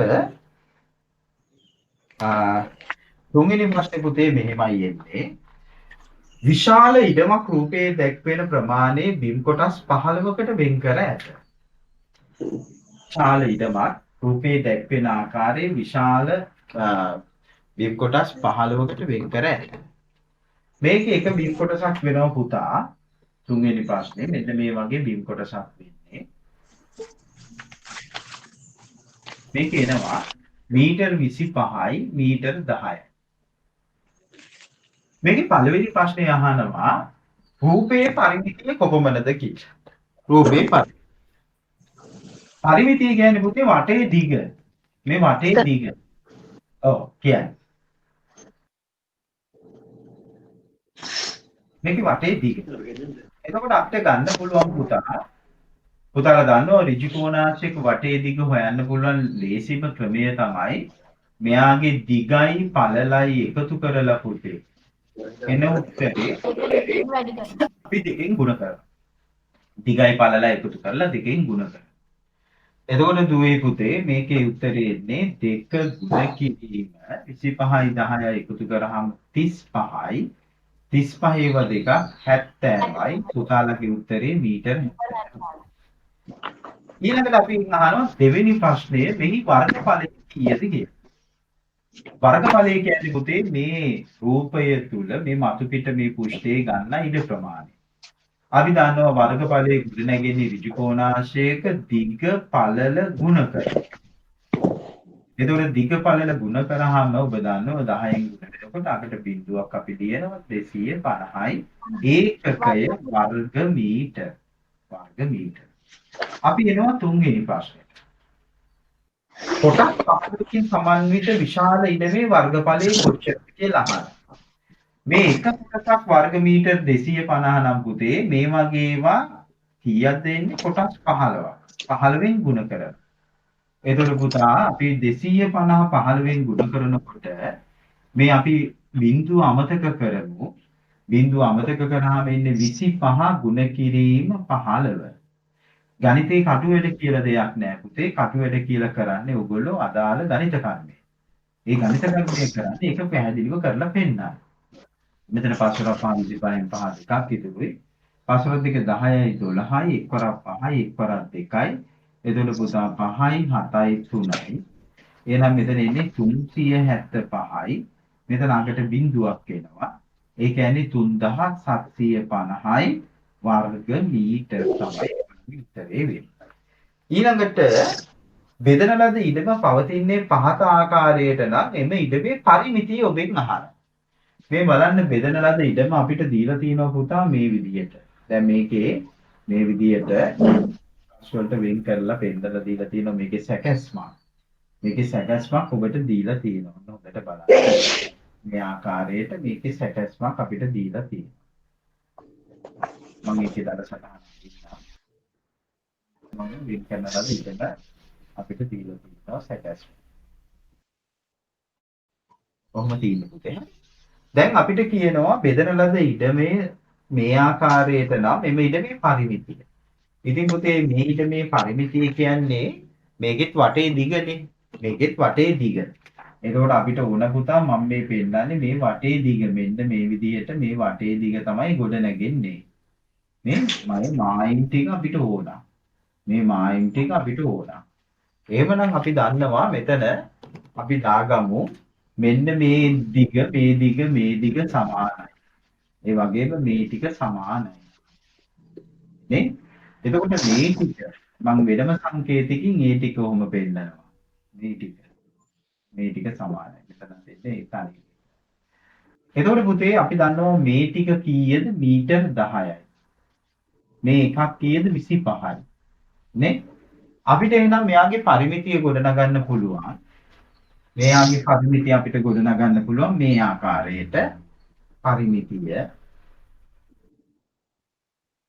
10 කොටස් කීයක් එනවද කියලා අපි බලනවා. 10 කොටස් පුතේ 1 2 3 4 5 6 7 8 9 10 11 12 10 12යි. ඊළඟට අපි බලනවා පුතේ 25 කොටස් කීයක් එනවද කියලා. 1 2 3 4 5 6 ඔන්න මොකද. එහෙනම් ওই ටික එකතුව තමයි පුතා පරිමිතිය වෙන්නේ. ඉතින් 12 10 120යි. 25ව 6ක් අපිට හිතින් ගන්නත් පුළුවන් නේද පුතේ? 25ව 100යි 6ක් 150. එහෙනම් 150ට 120ක් එකතු කරාම 270යි මීටර උපේ උත්තරේ එනවා. ඕන තමයි. එහෙනම් අපි ලකුණු ප්‍රදානය කරොත් ලකුණු 11කට තමයි මේක ඉන්නේ. පුතේ ඔබ මේ ආකාරයට නැතුව සමහර වෙලාවට 25ව දෙකකුයි 10ව දෙකකුයි එකතු කරලා උත්තරේ අරන් ඇති. වැරදි නෑ. හරි? අපි එහෙම ගමු. මේ අතරමැද පියවරකට අපි ගත්තොත් එහෙම මේකේ අපි එක ලකුණයි ලකුණු එකක අපි මෙතන වෙන් කරනවා. එකයි මේකටත් එකයි මෙතන ලකුණු 3ක් දාගන්න. ඊට පස්සේ මේකට ලකුණු මෙතන 10න් ගුණ කරනවට එකයි 250ට එකයි එතන දෙකක් දාගන්න. 15න් ගුණ කරනවට එකයි 3750යි මෙතනටත් දෙකක් දාගන්න. ඊළඟට මෙතන එනවා 3යි 5යි 6යි 7යි 10යි 12න් ගුණ කරනකොට 270 එකයි මේ දෙන්නම ලියලා තියෙනවා නම් එකයි. මෙතන එනවා පුතේ ලකුණු 4ක්.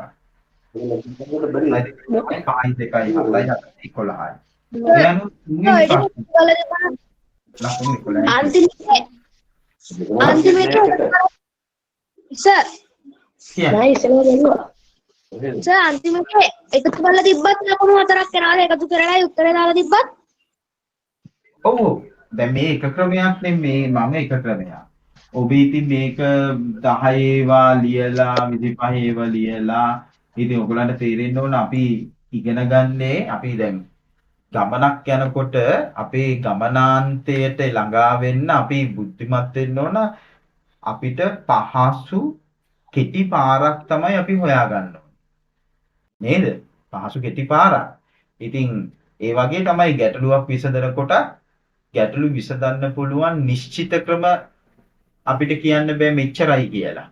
ක්‍රම ගණනාවක් තියෙන්න පුළුවන්. හැබැයි අපි මේ මොහොතට පහසු නිවැරදි කෙටි මාර්ගයකින් උත්තරේ ගන්න පුළුවන් නම් එතන තමයි ඔබේ බුද්ධිමත්කම තියෙන්නේ.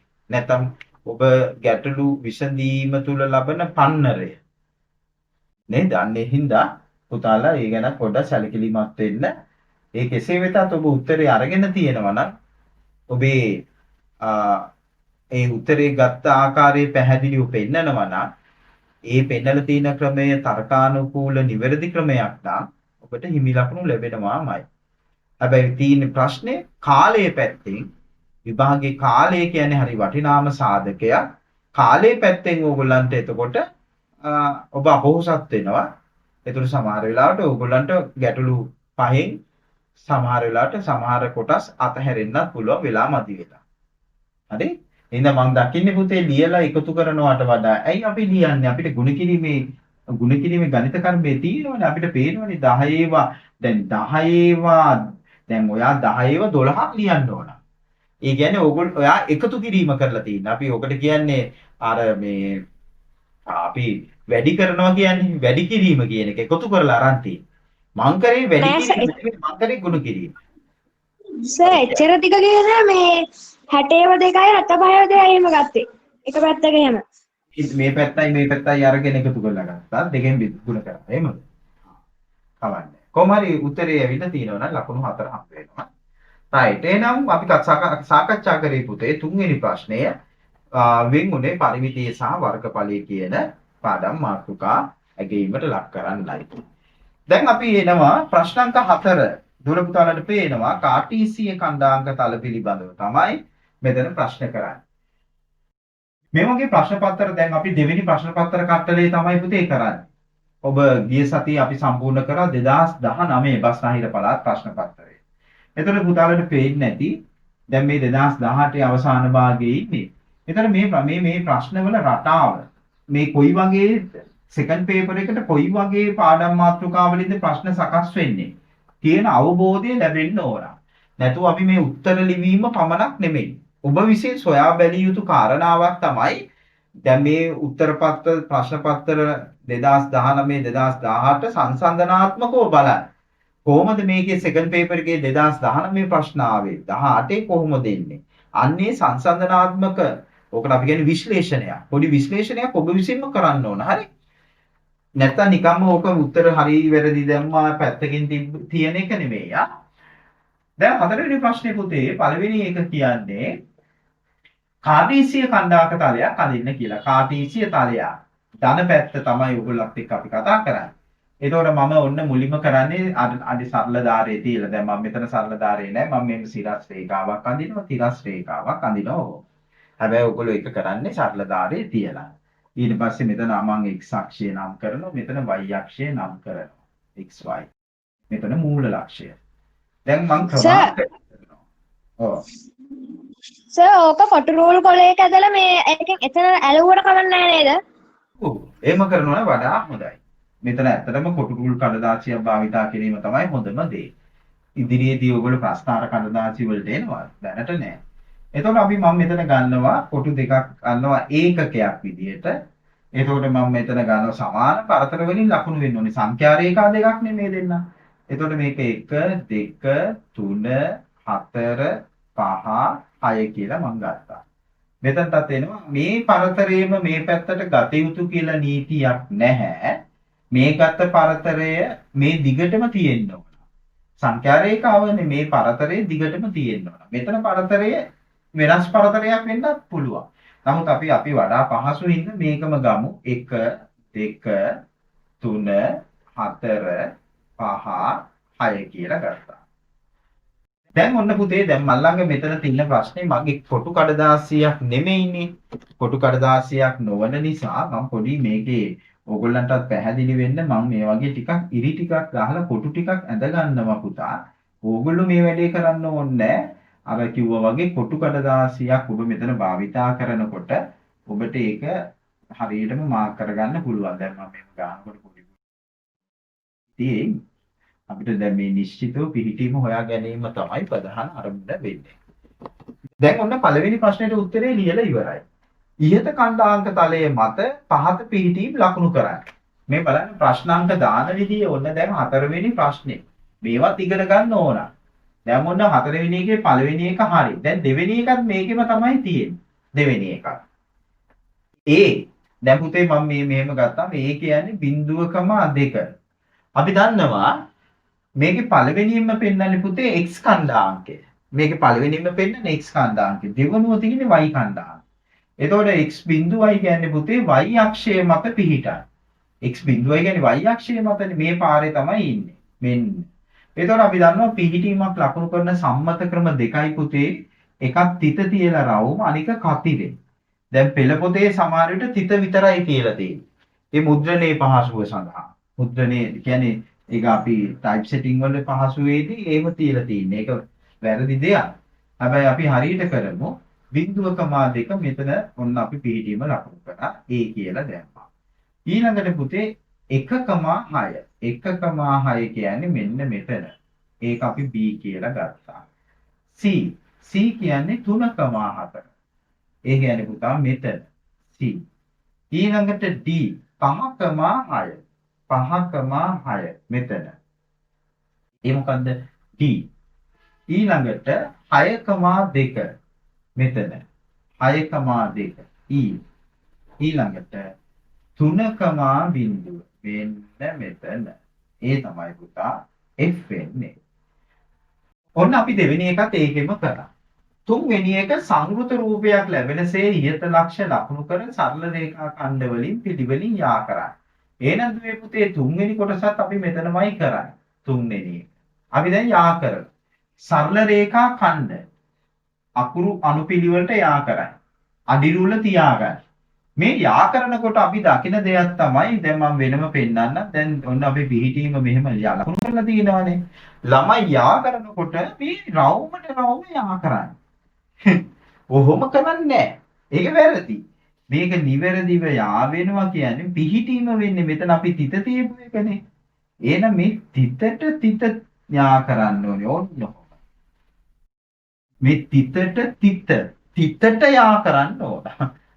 රවුමරම්ම යා කරන්නේ නැහැ. ඒව වැරදි. අන්න එහෙමනම් අපි මොකද කරන්නේ? මෙතන මේ තිතයි යා කරනවා සරල රේඛා ඛණ්ඩේ. නේ සරල රේඛා ඛණ්ඩේ යා. ඊට මෙයාට මෙයා යා වෙනවා. ඊළඟට මෙයාට මෙයා යා වෙනවා. මෙයාට මෙයා යා. ඕන්. හරිද? දැන් ඊළඟට ඔබට රූපේ සමමිතික අංශය අදින්නලු. දැන් හතරේ තුනට එන විදිහට ලක්ෂයක් තියෙනවා. ඕ මෙතනට එන්න. මේ හරිනේ. කොමිස්ටි. එතකොට අන්න අපි එනවා හතරවෙනි කොටස. ඔබට ලැබුණු රූපේ සමමිතික අක්ෂය අදින්න. දැන් මේවා සමමිතික තල රූපයක්. සමමිතික අක්ෂය. ඔව් පුතේ. සමමිතික අක්ෂය අපිට මේ ටිකක් දිගට අදින්නත් පුළුවන් ප්‍රශ්නයක් නෑ. ඔන්න ඕක තමයි සමමිතික අක්ෂය. අපි මෙහෙම ලියලා තියෙන්නේ. සමමිතික අක්ෂය. අක්ෂය. ඔන්න අපි සමමිතික අක්ෂය ලියුවා. මගේ අර උඩ කොටස x දාලා යට කොටස y දාලා වැරදිලා. මේ දෙන්න මාරු වෙලාද? කණ්ඩාක තලයේ. ඔව් සර්. බරපතල වැරද්දක්. බරපතල වැරද්දක්. අක්ෂ දෙක මාරු වෙන්න බෑ. දැන් මෙතන x අක්ෂය කියන්නේ තිරස් අක්ෂය. ඒක සම්මතයක්. x අක්ෂය කියන්නේ තිරස් අක්ෂය. y අක්ෂය කියන්නේ සිරස් අක්ෂය. තේරුණාද? අර නම් එක ලකුණක්වත් දෙන්න බෑ. කණ්ඩාක තලයේ වැරදි. නමුත් ඕගොල්ලෝ මේ 7 පන්තියේදී කාටිසි කණ්ඩාක තලය හඳුනාගන්නේ. ඒ හින්දා මම ලකුණු දෙනකොට මම එතනදී කියන්නම් කොහොමද ලකුණු ලැබෙන්නේ කියලා. හරි? දැනට රතු පෑනෙන් වහාම එතන රවුන්ඩ් කරලා මෙතනත් රවුන්ඩ් කරලා xy කියලා දාලා ලියන්න බරපතල වැරද්දක් සිදු කර ඇත කියලා. ඊට පස්සේ හොඳ ටොක්ක්ක් යන ගන්න. ළඟ ඉන්නවනම් අම්මට හරි තාත්තට හරි කියන්නේ ටොක්ක්ක් අනින්න කියලා. සී කල්පනාව නැති හින්දා. නේ? සී කල්පනාව නැත්නම් අනිවාර්යෙන්ම තිරස් අක්ෂය x අක්ෂය විය යුතුමයි. එම සම්මිතික අක්ෂයේ මත පිහිටි ඕනෑම ලක්ෂයක x ඛණ්ඩාංකය එකම අගයක් ගනී. ඔබේ මාගේ කීයද? මේ සම්මිතික අක්ෂයේ මත පිහිටන ඕනෑම ඛණ්ඩාංකයක් ගත්තොත් x ඛණ්ඩාංකයේ එකම අගයක් ගන්න. ඔබට පේනවා 3. මේ ඕනෑම තැනක ගත්තොත් 3යි. මොකක්ද ඒකට උත්තරේ? උත්තරය 3. x ඛණ්ඩාංකය 3යි. x සමානයි 3 කියලා ලියන්න එපා. ඒක වැරදි. x සමානයි 3 නෙවෙයි 3යි. x සමානයි 3 කියලා ලිව්වොත් ඒක සරල රේඛාවක් වෙනවා. උත්තරේ 3යි. ඔන්න ඔහොමයි. කාටිසි කණ්ඩාංක තල මතක් වෙන්නේ නේ? කාටිසි තලය.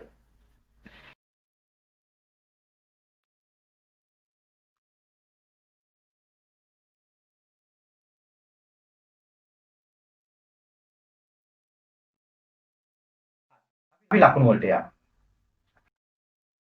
මෙහෙමයි. අපි ලකුණු ප්‍රදානය කරොත්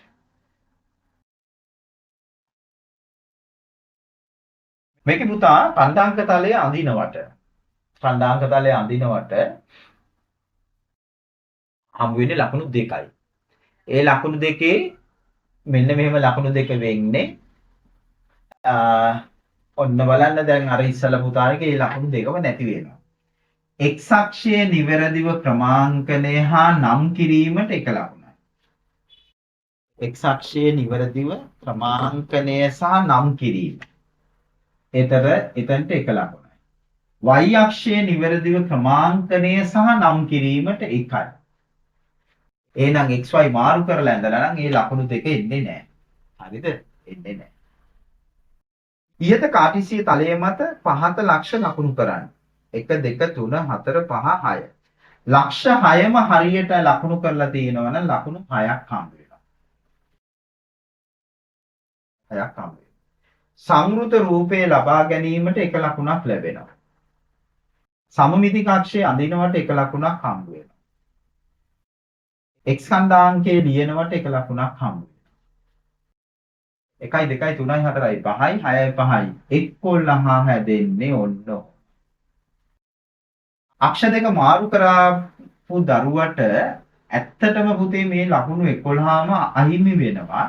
නමුත් අර 7 පන්තියේදී අපි කාටිසික තලය හඳුනා ගැනීම දැන් මේ වැරද්ද ළමයා 10 දී කරා නම් 11ම නැහැ.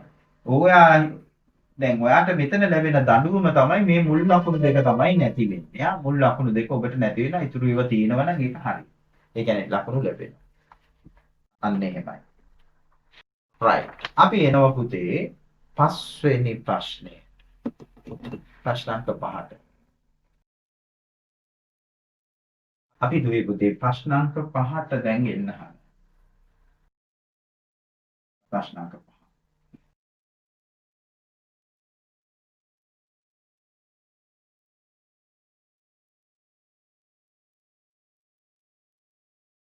ප්‍රශ්නාංක 5 එක්තරා බැංකු ශාඛාවක වසරේ මුල් මාස 6 තුල අලුතින් ආරම්භ කළ ලද ගිණුම් සංඛ්‍යා පිළිබඳ තොරතුරු පහත වගුවේ දැක්වේ. ඉහත තොරතුරු තීර ප්‍රස්තාරයක දක්වන්න පහත ප්‍රශ්න වලට පිළිතුරු සපයන්න කියලා දීලා තියෙනවා පුතේ. පුතාලගෙන් බලාපොරොත්තු වෙන්නේ තීර ප්‍රස්තාරයක් ගොඩනැගීම. පුතාලගෙන් බලාපොරොත්තු වෙන්නේ තීර ප්‍රස්තාරයක් ගොඩනැගීම. අපි බලමු. අපි මෙතන තීර ප්‍රස්තාරයක් ගොඩනගන විදිය තමයි පුතේ බලාපොරොත්තු වෙන්නේ. ඔන්න අපි ගමු මෙහෙම. අපි තීර ප්‍රස්තාරයක අක්ෂ දෙකයිනේ. දැන් මේ පස්වෙනි ප්‍රශ්නය. ප්‍රශ්නාංක 5. එතකොට අපි ওই විදියට අක්ෂ දෙක මුලින්ම අදිනවා. ඊට පස්සේ මෙතන අපි බිඳුව දානවා. මේ පැත්තට අපි ගන්නෙ මාසය. මෙතනට අපි ගන්නෙ ගිණුම් සංඛ්‍යාව. ගිණුම් සංඛ්‍යාව. දැන් මේක එනවා 40. වැඩිම කීයද? වැඩිම 70 වෙනකන්. එතකොට මම මෙහෙම ගන්න. 10 20 30 40 වෙනකන් තව ටිකක් මෙයාව 30ට ගන්නවා. 70 මේක එන්නේ එතකොට ජනවාරි. ඔන්න අපි අඳින්න ගන්නවා. සමාන පරතර තියන්නේ තීර අතර ජනවාරි මාසයේ 40යි. එතකොට ඔන්න කියන්න පුතේ. සර් තීර ප්‍රස්තාරේ 5න් 5 ගත්තත් කමක් නැහැ නේද ගිණුම් සංඛ්‍යාව? අන්න පරිමාණයක් තියෙනවා. හරි? පරිමාණය සමාන වෙන්න ඕන. ඒ කියන්නේ පරිමාණය එකම විදිහට ගන්න ඕන. එතකොට ඔන්න මම ගත්තා මේ තමයි ජනවාරි. හරිනේ. එතකොට මේ පරතරයම මම මෙතනට ගත්තා. ඔන්න මම මේකත් වර්ණ කරගෙන මෙයා තීර ප්‍රස්තාරේ පාට කරන්න පුරුදු වෙන්න. හරි? එතකොට තමයි ඒක වර්ණ ජනවාරි. ඊළඟට පෙබරවාරි 55යි. මෙන්න පෙබරවාරි 55. පෙබරවාරි එතකොට ගන්න. අර පළල. තීරවල පළල සමාන වෙන්න ඕන. මේ පෙබරවාරි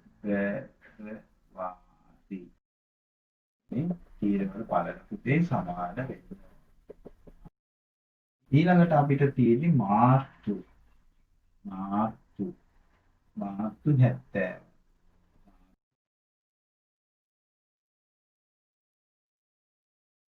මාර්තු 70.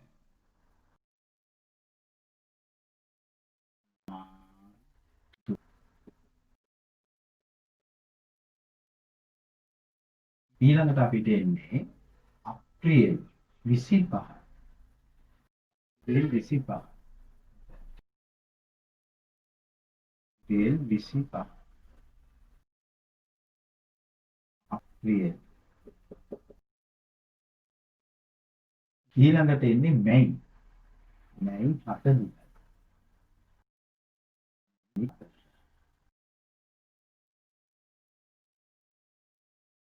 මැයි 40.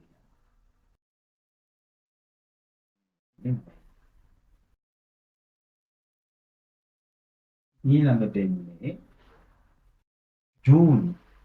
ජූනි 60යි. ජූනි 60. ඔන්න. ජූනි 60. ඔන්න. හරි. සමාන පරතර වලින් එන්නේ. උඩ හරිය පේන්නේ නැතුව ඇති කොට නේ මම.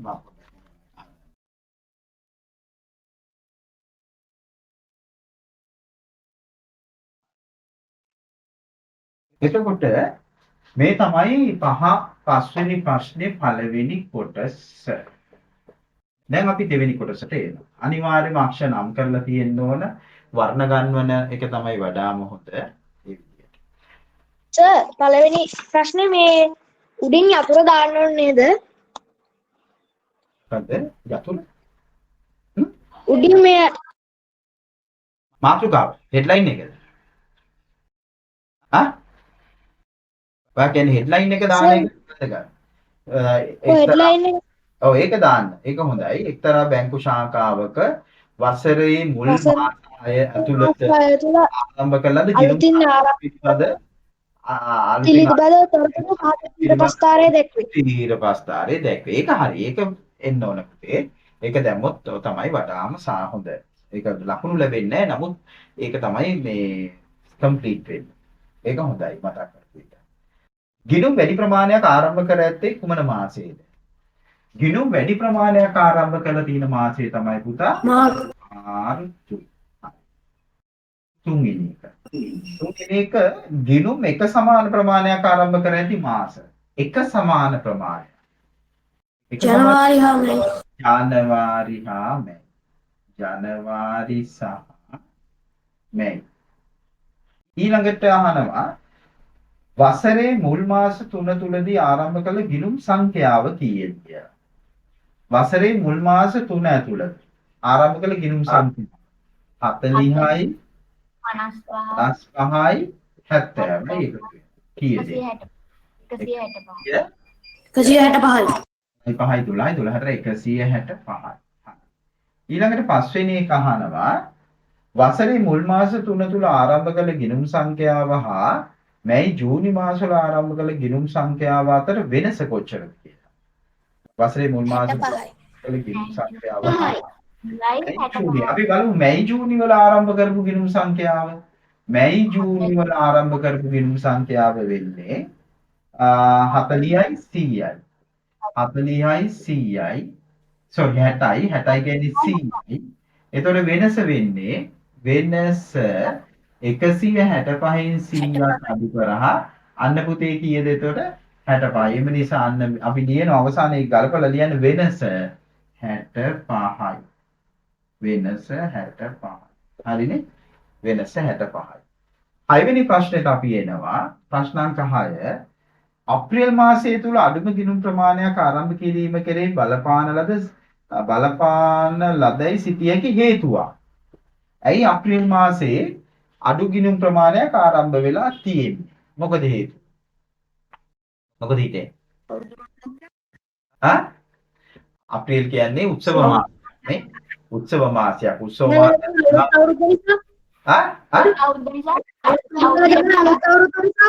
අප්‍රේල් මාසේ අලුත් අවුරුද්ද ලබන නිසා එතකොට සිංහල දෙමළ අලුත් අවුරුද්ද. එතකොට මොකද වෙන්නේ? අන්න උත්සව මාසයක් ඉඳලා එතකොට වියදම් වෙනවා වැඩි මිනිසුන්ට.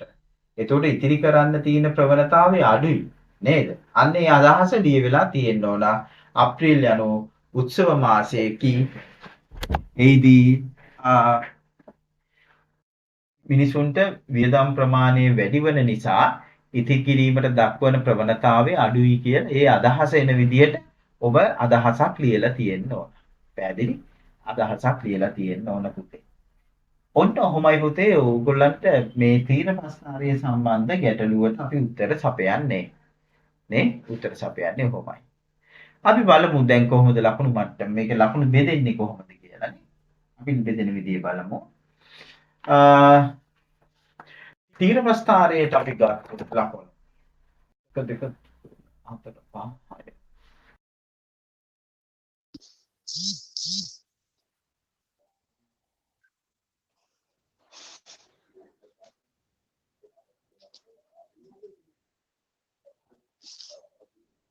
මේමයි එන්නේ. අපි ගත්තොත් එහෙම අක්ෂ දෙක නිවැරදිව නම් කරලා ක්‍රමාංකණය කරලා තියෙනවා නම් මේ අක්ෂයට 1යි මේ අක්ෂයට 1යි. නම් වෙන්න ඕන ක්‍රමාංකණය වෙන්න ඕන. ඊට පස්සේ තීර දෙකකට පුතේ එක ගානේ දාන්න. තීර දෙකකට 1යි. තීර දෙකක් හරිනම් එක ගානේ දාන්න. කෙසේ හෝ තීර ප්‍රස්ථාරයට හිමි වෙන ලකුණු ගාන 5යි. තීර ප්‍රස්ථාරයට හිමි වෙන ලකුණු ගාන 5යි. මාර්තු මාසයට 1යි. ජනවාරි සහ මැයි කියන එකට 2යි. 165ට 2යි. 2 4 5 5යි 5යි. මේකට 165ට 1යි පුතා. මේ වෙනස හොයනවට 2යි. තව එකක් එන්න ඕන අතට නේද අපිට. ජනවාරි මැයි කියන එකට එකක් දෙන්න පුතේ. වෙනසට දෙකක් දෙන්න මෙතනට එකක් දෙන්න. 6 වෙනි එකට එකක් හේතුවට. තීරපස්ථාරයට 5යි මේකට 1යි 1යි 1යි 2යි 1යි. එතකොට එනවා 1යි 2යි 3යි 4යි 5යි 6යි 6යි 5යි 11. ලකුණු 11 දෙන්න එතකොට එහෙමයි. සර් අන්තිම ප්‍රශ්නෙට ලකුණු කිව්වේද? අන්තිම ප්‍රශ්නෙට 1යි. හේතුවට 1යි පුතා. හේතුවට 1යි. අපි දැන් එනවා පුතේ 6 වෙනි ප්‍රශ්නෙට. ප්‍රශ්න අංක 6. චිත්‍රපස් මේ තීරපස්ථාරේ වර්ණ ගන්නවල තියන්න. ඒතර ඕගොල්ලෝ විභාගයේදී අනිවාර්යයෙන්ම පාට පැන්සලක් දෙකක් ඔබේ පැන්සල් පෙට්ටිය තුල තියාගන්න ඕන. හරි.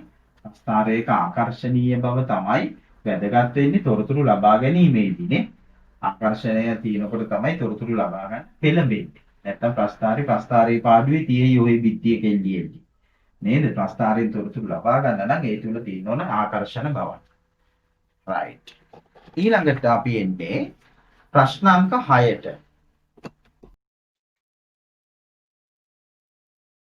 6 වෙනි ප්‍රශ්නේ.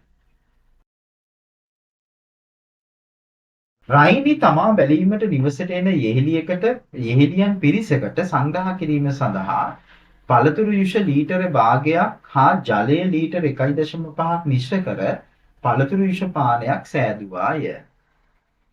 සෑදූ මුළු බීම ප්‍රමාණය ලීටර කීයද? එම ප්‍රමාණය මිලිලීටර කීයද? මේ පාඩම එන්නේ එතකොට පුතාලට මතකයි නේ? ද්‍රව පරිමා පාඩම නේ ධාරිතාවයේ යටතේ අපි මේක කතා කරා. එහෙනම් ලීටර මිලිලීටර සම්බන්ධයක් ගැන තමයි මේ අහන්නේ. එහෙනම් අපි පළවෙනි ප්‍රශ්නෙට උත්තරේ ගොනු කරමු. සෑදු මුළු බීම ප්‍රමාණය ලීටර කීයද කියලා අහන්නේ. දුවේ පුතේ ලීටර භාගයක් කියන්නේ පුතා අපිට මේක ලියන්න පුළුවන් දශමයක් විදියට 0.5 ලීටර කියලා. එහෙමනම් මේක එන්නේ 1.5ට පුතේ එකතු කරනවා අපි 0.5. ඔය ටික. එතකොට එන්නේ 5යි 5යි 10න් එකක් ඉතුරු 1යි 1යි 2යි. අන්න අපි ලියනවා සෑදු මුළු බීම වෙන නිසා සෑදු මුළු බීම ප්‍රමාණය ලීටර 2කි කියලා පිළිගන්නවා පුතේ. ලීටර. ප්‍රශ්නාංක 2. එම ප්‍රමාණය මිලිලීටර වලින් අහනවා. දුවල පුතාලා දන්නවා ලීටරයක් කියන්නේ මිලිලීටර 1000කට. මිලිලීටර 1000ක් නිසා අන්න අපි ගන්නවා ලීටර 2ක් කියන්නේ පුතේ මිලිලීටර 2000කි. ඔන්න. තුන්වෙනි එක. අපි එනවා තුන්වෙනි ප්‍රශ්නෙට. එම ප්‍රමාණය මිලිලීටර වලින් කීයද? හරි. වීදුරුක ධාරිතාවය මිලිලීටර 125 නම් සූදානම් කරගත් බීම ප්‍රමාණය වීදුරු ප්‍රමාණය කොච්චරද? එතකොට අපි කරන්නේ 2000 බෙදනවා පුතා 125. ඕනනම් ඔයගලන්ට දීර්ඝ බෙදීමට යන්න පුළුවන්. 2000 බෙදනවා 125. අපි දන්නවා 125 දෙකක් 250. මෙතන ඉන්නේ 1යි 125. ඉතුරු වෙන පුතේ 75. 75 කියන්නේ 750. නේ? ඒතර 125 අපි දන්නවා 4යි 5යි 6යි. 6ක් එන්නේ. 6 වර 5 30යි 6 වර 2 12යි 12යි 3යි 15 හරක් එක 6යි 7යි. එතකොට එන්නේ උත්තරය අන්න ඒලව වීදුරු ගණන 16 කියලා උත්තරේ. ඊළඟට අපි එනවා පැමිණි යෙහෙළියන් දෙදෙනෙකුට සංග්‍රහ කිරීමට පිළියෙල කළ වීදුරු ගණන ප්‍රමාණවත් නොවී නම් පැමිණි යෙහෙළියන් ගණන කොච්චරද කියලා. නේ? පැමිණි යෙහෙළියන් දෙදෙනෙකුට සංග්‍රහ කිරීමට පිළියෙල කළ වීදුරු ගණන ප්‍රමාණවත් නොවී නම් පැමිණි යෙහෙළියන් ගණන.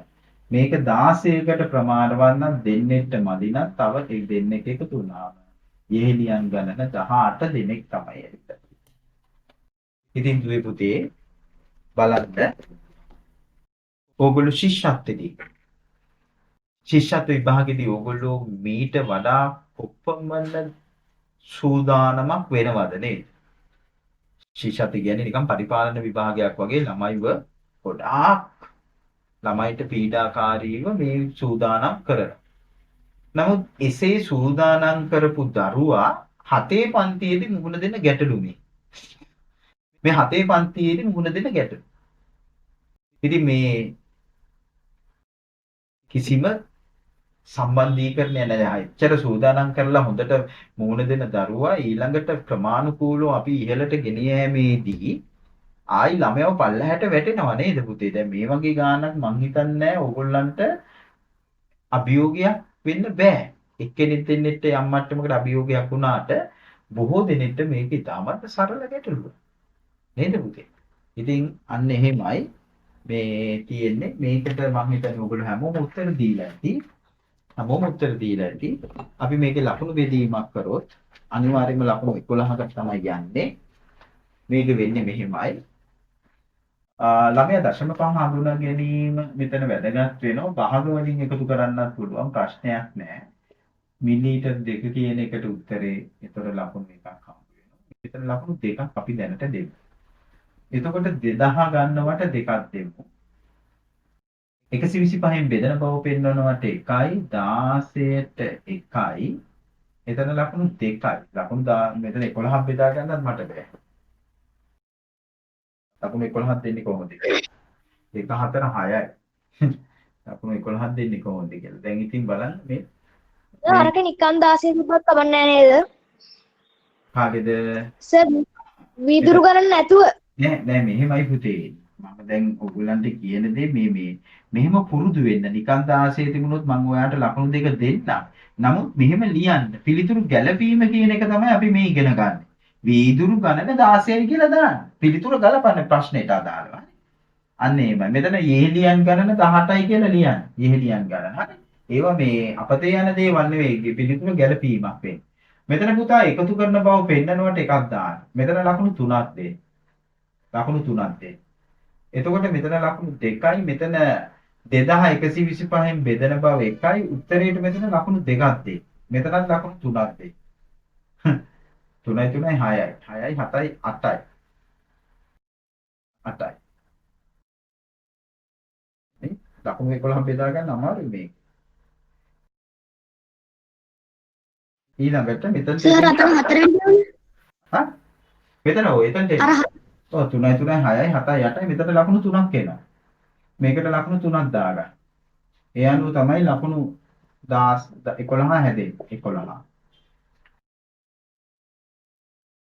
3ක් නෙමෙයි එතන එක ලකුණයි එන්න ඕනේ. ඉතින් මේක මේ අහලා මේ ඉතා සරල ගැටලුවක් නෙමේක මේක. මම හිතන්නේ 5 පන්ති ළමයි නේ 4 පන්ති ළමයිකුත් හදයි. මේක මේ හරියට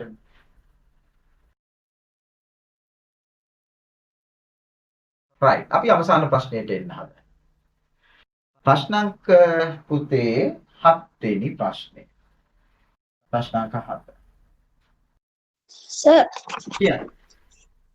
පළවෙනි එකේ ලීටර් භාගය සමානයි 0.5 ලීටර් කියලා දාන්න නැතුව තිබ්බොත් ලකුණු 3 හම්බ වෙනවද? එකතු කිරීමේව තිබිලා? ඔය උත්තරේ කියන්නකො මට ලීටර කීයද ආවේ 2යි කියලානේ ආවේ. ඔව් සර්. එතන 0.5 කියන්නේ නැතුව ඔයා මෙහෙම එකතු කරාද? මේ එකතු කරපු බව ඔව් සර්. කරපු බව පැහැදිලිව පේන්න තියෙනවනේ ලකුණු 3 හම්බ වෙනවා. මොකද එතකොට ළමයා මෙතන ලීටර භාගය 0.5යි කියලා අරගෙන තියෙනවනේ. මේ ලකුණ මෙතනටත් එනවා මෙතන ලියලා තියෙනවා නම් ඒ ලකුණ මෙතනට දෙන්න පුළුවන්. හඳුනා ගැනීම කරලා තියෙනවා ඒකයි. හැබැයි මොනවත්ම නැතුව ලීටර 2 විතරක් ලියලා තියෙනවා නම් පුතේ මොනවත්ම නැතුව ලීටර 2 කියලා දාලා දෙමුනොත් එක ලකුණයි හම්බ වෙන්නේ. උත්තරේට එකයි. උත්තරේට එකයි. පුළුවන් තරම් පිළිතුරු ලබාගත් ආකාරයේ පැහැදිලිව පෙන්වන්න උත්සාහ කරන්න.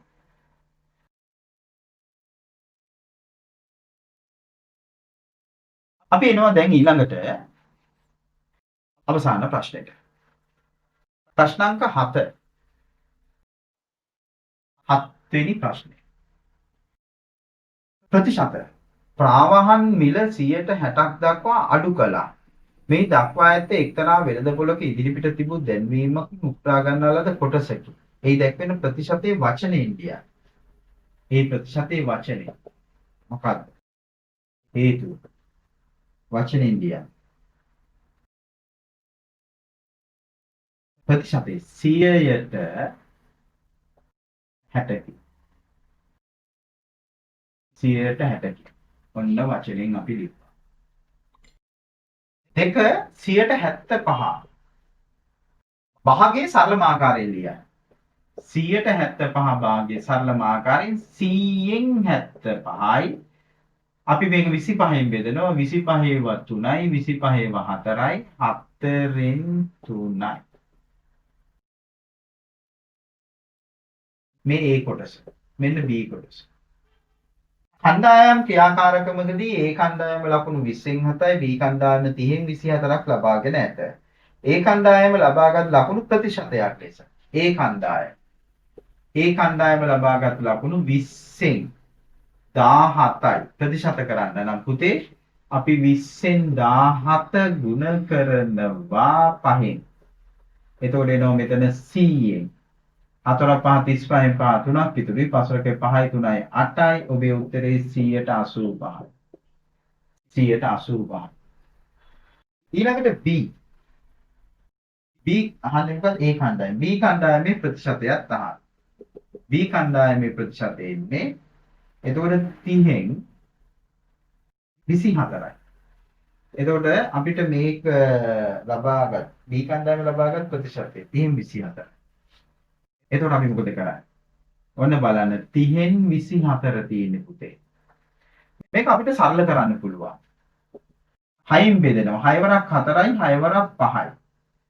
6 වරක් 4 24යි 6 වරක් 5 30යි. ඒ කියන්නේ 5න් 4යි. 5න් 4 අපිට ප්‍රතිශත කරන්න පුළුවන්.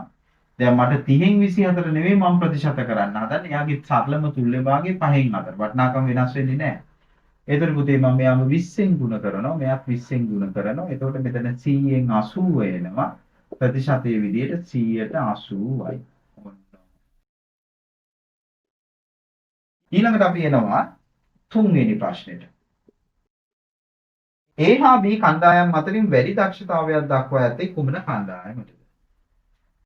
A 165යි. 185 85 180ට වඩා වැඩි. සංසන්දනාත්මකව මෙහෙම පෙන්වන්න නැත්නම් වචනෙන් හරි ලියන්න. මේක අත්‍යවශ්‍ය සාධකයක්. එම නිසා අපි කියනවා වැඩි දක්ෂතාවයක් දක්වා ඇත්තේ වැඩි දක්ෂතාවයක් දක්වා ඇත්තේ වැඩි දක්ෂතාවයක් දක්වා ඇත්තේ මොන කණ්ඩායමද? A කණ්ඩායම වේ. A කණ්ඩායම වේ. වැඩි දක්ෂතාවයක් දක්වා ඇත්තේ A කණ්ඩායම. ඔන්නෝමයි එන්නේ. පැහැදිලි? right. අපි ලකුණු බෙදීම කරමු. සර් කියන්නේ B එකේ පළවෙනි ප්‍රශ්නෙටයි දෙවෙනි ප්‍රශ්නෙටයි මේ 180යි 180යි කියලා නිකන් දැම්මට කමක් නැද්ද? මොනවත්ම ලියන්නේ නැතුවද? ඔව්. බලන්න ඔයාලට මොකද වෙන්නේ කියලා ඊට පස්සේ. නාග. 160කි කියලා ලියලා තියෙනවා නම් එක ලකුණයි ඒක හරියටම තියෙන්න ඕන. 175 100න් 75 පෙන්නන බවට 1යි 4න් 3ට 1යි ලකුණු 2යි. 20න් 7 5න් ಗುಣ කරන බව පෙන්නනවාට එක ලකුණයි. 5න් ಗುಣ කරන බව පෙන්නනවාට එක ලකුණයි. හරි? ඊළඟට 100න් 85 පෙන්නනවාට එක ලකුණයි 185ට එකයි මෙතන ලකුණු 3යි. ඔයාට ලැබෙන්නේ එක ලකුණයි. මං කිව්වා පියවර පැහැදිලිව පෙන්නන්න. අනිවාර්යයෙන්ම පියවර ඔන්න ඔයාට හොඳ අත්දැකීමක්. හිතින් හදන්නේ නැහැ. මේවා මනෝමයෙන් හදන දේවල් නෙවෙයි. බුද්ධි පරීක්ෂණ නෙවෙයි. මේවා සාධන පරීක්ෂණ. පටලව ගන්න එපා පුතා. ප්‍රාථමික අංශයේ ශිෂ්‍යත්ව විභාගය කියන්නේ බුද්ධි පරීක්ෂණයක්. උත්තර බලුවා උත්තර වලට හරි වැරදි මේ ඉරිගාව එහෙමයි. බුද්ධිය බලන්නේ. මේවා සාධන පරීක්ෂණ. සාධන පරීක්ෂණ නම් ඔබ පිළිතුරු ගොඩනගපු ආකාරය පැහැදිලිව පෙන්වන ගමන පෙන්වන්න ඕන. කොහොමද වගේ ගමනකද ආවේ කියලා. අතරමැදි පියවර වලට ලකුණු වෙන් වෙනවා. උත්තරේට එක ලකුණයි දෙන්නේ. අන්න ඒක තේරුම් ගත්තා. එහෙනම් මෙතනත් ඒ වගේමයි. මේ ළමයා මේක සරල කරලා මේ 5න් 4 ලබා ගන්න ඕන. 5න් 4 ගත්තේ නැත්නම් මෙයාට මේ තුල්ලේ වාගේ ගන්න බෑ. මේ ප්‍රතිශතය ගන්න බෑ. එහෙමනම් අන්න මේ 20න් ಗುಣ කරන බව පෙන්වනවට එකයි. එතන මේ 5න් 4ට එකයි 100න් 80ට එකයි ප්‍රතිශතයේ ලෙස එකයි මෙතන ලකුණු 3යි. 3යි 6යි 7යි 8යි 9යි. ඊළඟට මේ සංසන්දනයත් එක්කම සංසන්දනය සමගම වචනෙන් හරි සංසන්දනයේ තියෙනවා. 185 180ට වඩා වැඩි නිසා. නැත්නම් 180 185ට වඩා අඩු නිසා. වැඩි දක්ෂතාවයක් දක්වා ඇත්තේ ඒ කණ්ඩායම. 3 6 7 8 9 මෙතනට 2යි. ලකුණු 2යි නේ. ඔන්න ඔහොමයි. ඒ අනුව තමයි ලකුණු 11 හැදෙන්නේ. B එකේ සර් ඒ කණ්ඩායම දැම්මොත් වැරදිද? ඒ කණ්ඩායම විතරක් දැම්මොත් වැරදිද? ඒ කණ්ඩායම කියලා විතරක් දැම්මොත් එක ලකුණයි හම්බෙන්නේ. එකයි. ඔබ ඒ කණ්ඩායම තෝරගන්න හේතුව මොකක්ද කියන එක එන්න එපා. ඒ කණ්ඩායම එන්නේ මේ කණ්ඩායම මේ ප්‍රමාණයට වඩා වැඩි බව තර්කානුකූලව පෙන්වන්න. නිකම් මේ කණ්ඩායම ඕක තමයි පුතේ මේ සාකච්ඡාව තුළ අල්ලගන්න ඕන දේවල්. පහ පැහැදිලිව රතු පෑනෙන් ඒව සටහන් කරගන්න. කම්මැලි වෙලා මේවල් සටහන් නොකර ඉන්න එපා. රතු පෑනෙම සටහන් කරගන්න. ඒ කණ්ඩායම විතරක් තිබුණොත් එක ලකුණයි. ඒ කණ්ඩායම විතරක් තිබුණොත් එක ලකුණයි.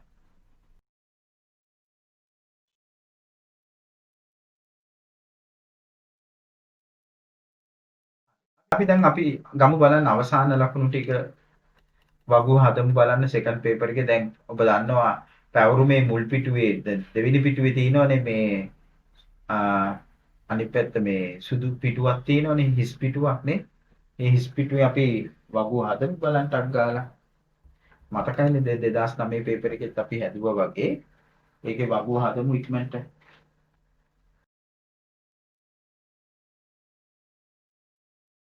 ඒක බලාගෙන හදන්න වගුව ඉක්මනට.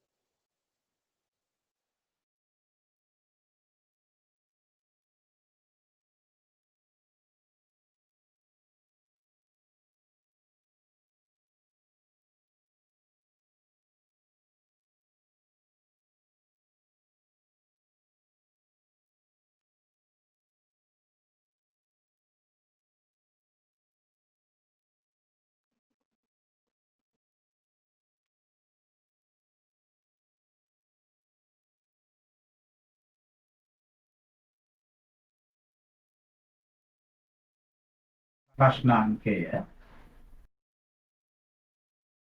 ලකුණු 1 2 3 4 5 6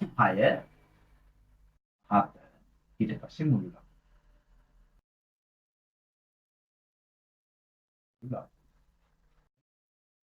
මේ දෙවෙනි කොටස. නේ?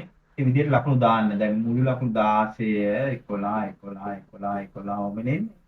ඊට පස්සේ අවසානයේ මෙතන ලකුණු 60න් කීයද කියලා එන්නේ. ඊට පස්සේ ගන්න පළවෙනි කොටසේ ලකුණු. පළවෙනි කොටස දෙවෙනි කොටස. පළවෙනි කොටස එන්නේ 140න්. 40න් එන්නේ දෙවෙනි කොටස එන්නේ 60න්. 100ට නෙවෙයි 40. ඒතකොට මුළු ලකුණු. ඔය දෙක එකතු කරා. ඔය දෙක එකතු කරලා මුළු ලකුණු 100ට කීයද කියලා දාන්න. මුළු ලකුණු. නේ? නැවත මතක් කරනවා 95 හෝ ඊට වැඩි නම් A ඩබල් ප්ලස් ලැබෙනවා. 90ට වැඩි 90 හෝ 90ට වැඩි 90 හෝ 90ට වැඩි A ප්ලස්. 75ට වැඩි නම් A.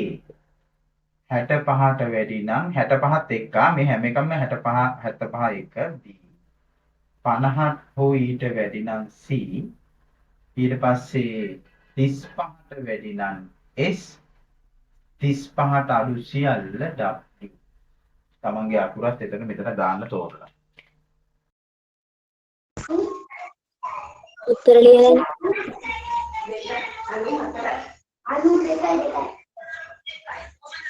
දැන් ඕගොල්ලෝ ඉක්මනට දාන්න WhatsApp group එකට.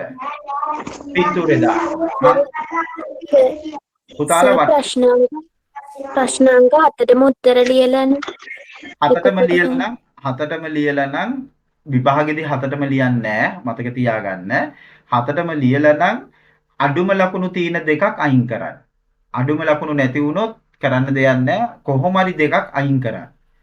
මුල් පළවෙනි එක නම් අයින් කරන්නේ පළවෙනි එක අනිවාර්යයි. පළවෙනි එක අනිවාර්යයි. හරි. දැන් ඔන්න පුතාලට අවස්ථාව මම දෙනවා ඉක්මනට WhatsApp group එකට පුළුවන් අය දාන්න. මම ඒව දැන් මෙතන තිරයට ගන්න හදනවා. WhatsApp group එකට දාන්න.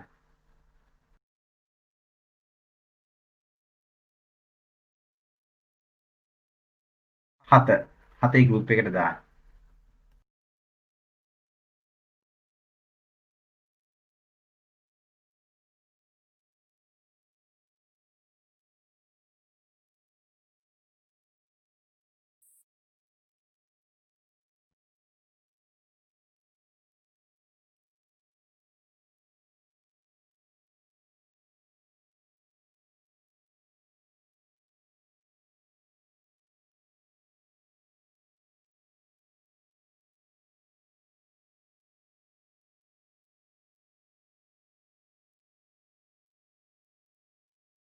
පොදුවේ පුතේ.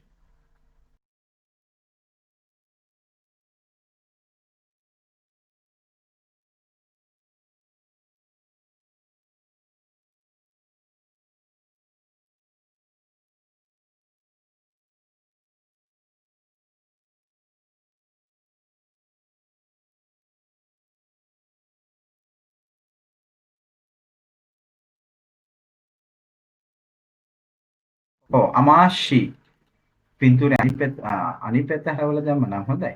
ෆොටෝ එක. අමාශා මුළු ලකුණු 95යි. මට අමාශා දාන්න උත්තර පත්‍රයේ පින්තූර දෙක තුනක් දාන්න. මේක විතරක් නෙවෙයි. සිතු මේ දාන්න උත්තර පත්‍රය කියන්නේ පේපර් එකේ සර්. තමන් උත්තර ලියපු පිළිතුරු පත්‍රයේ පින්තූර දෙක තුනක් දාන්න. මට ඒකත් බලන්න ඕන. හා සර්.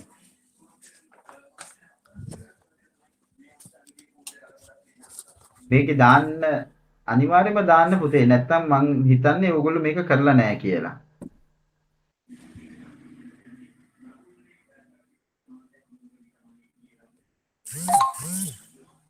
රෙකෝඩ් එක group එකට දානව නේද? හා? රෙකෝඩ් එක group එකට දානව නේද? ඔව් රෙකෝඩ් එක මේ රෙකෝඩින් හරියට වෙලා තිබුණොත් දාන්න.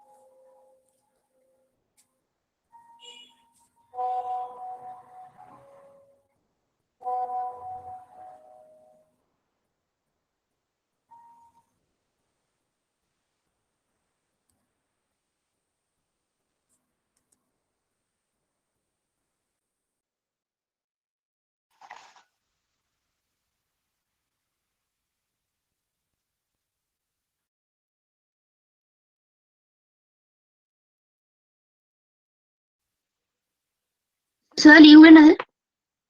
හ්ම්? ලිව්වේ නැද්ද කමක් නැද්ද? තාපන්ති ඉවර නෑ. මෙන්න අමාශීගේ එක ඊළඟට දිවින්මා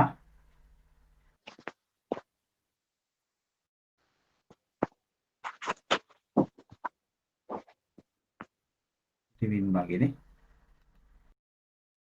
ඔව්. ලස්සන තීර ප්‍රස්ථාරයක් තියෙන්නේ. බොහොම හොඳයි.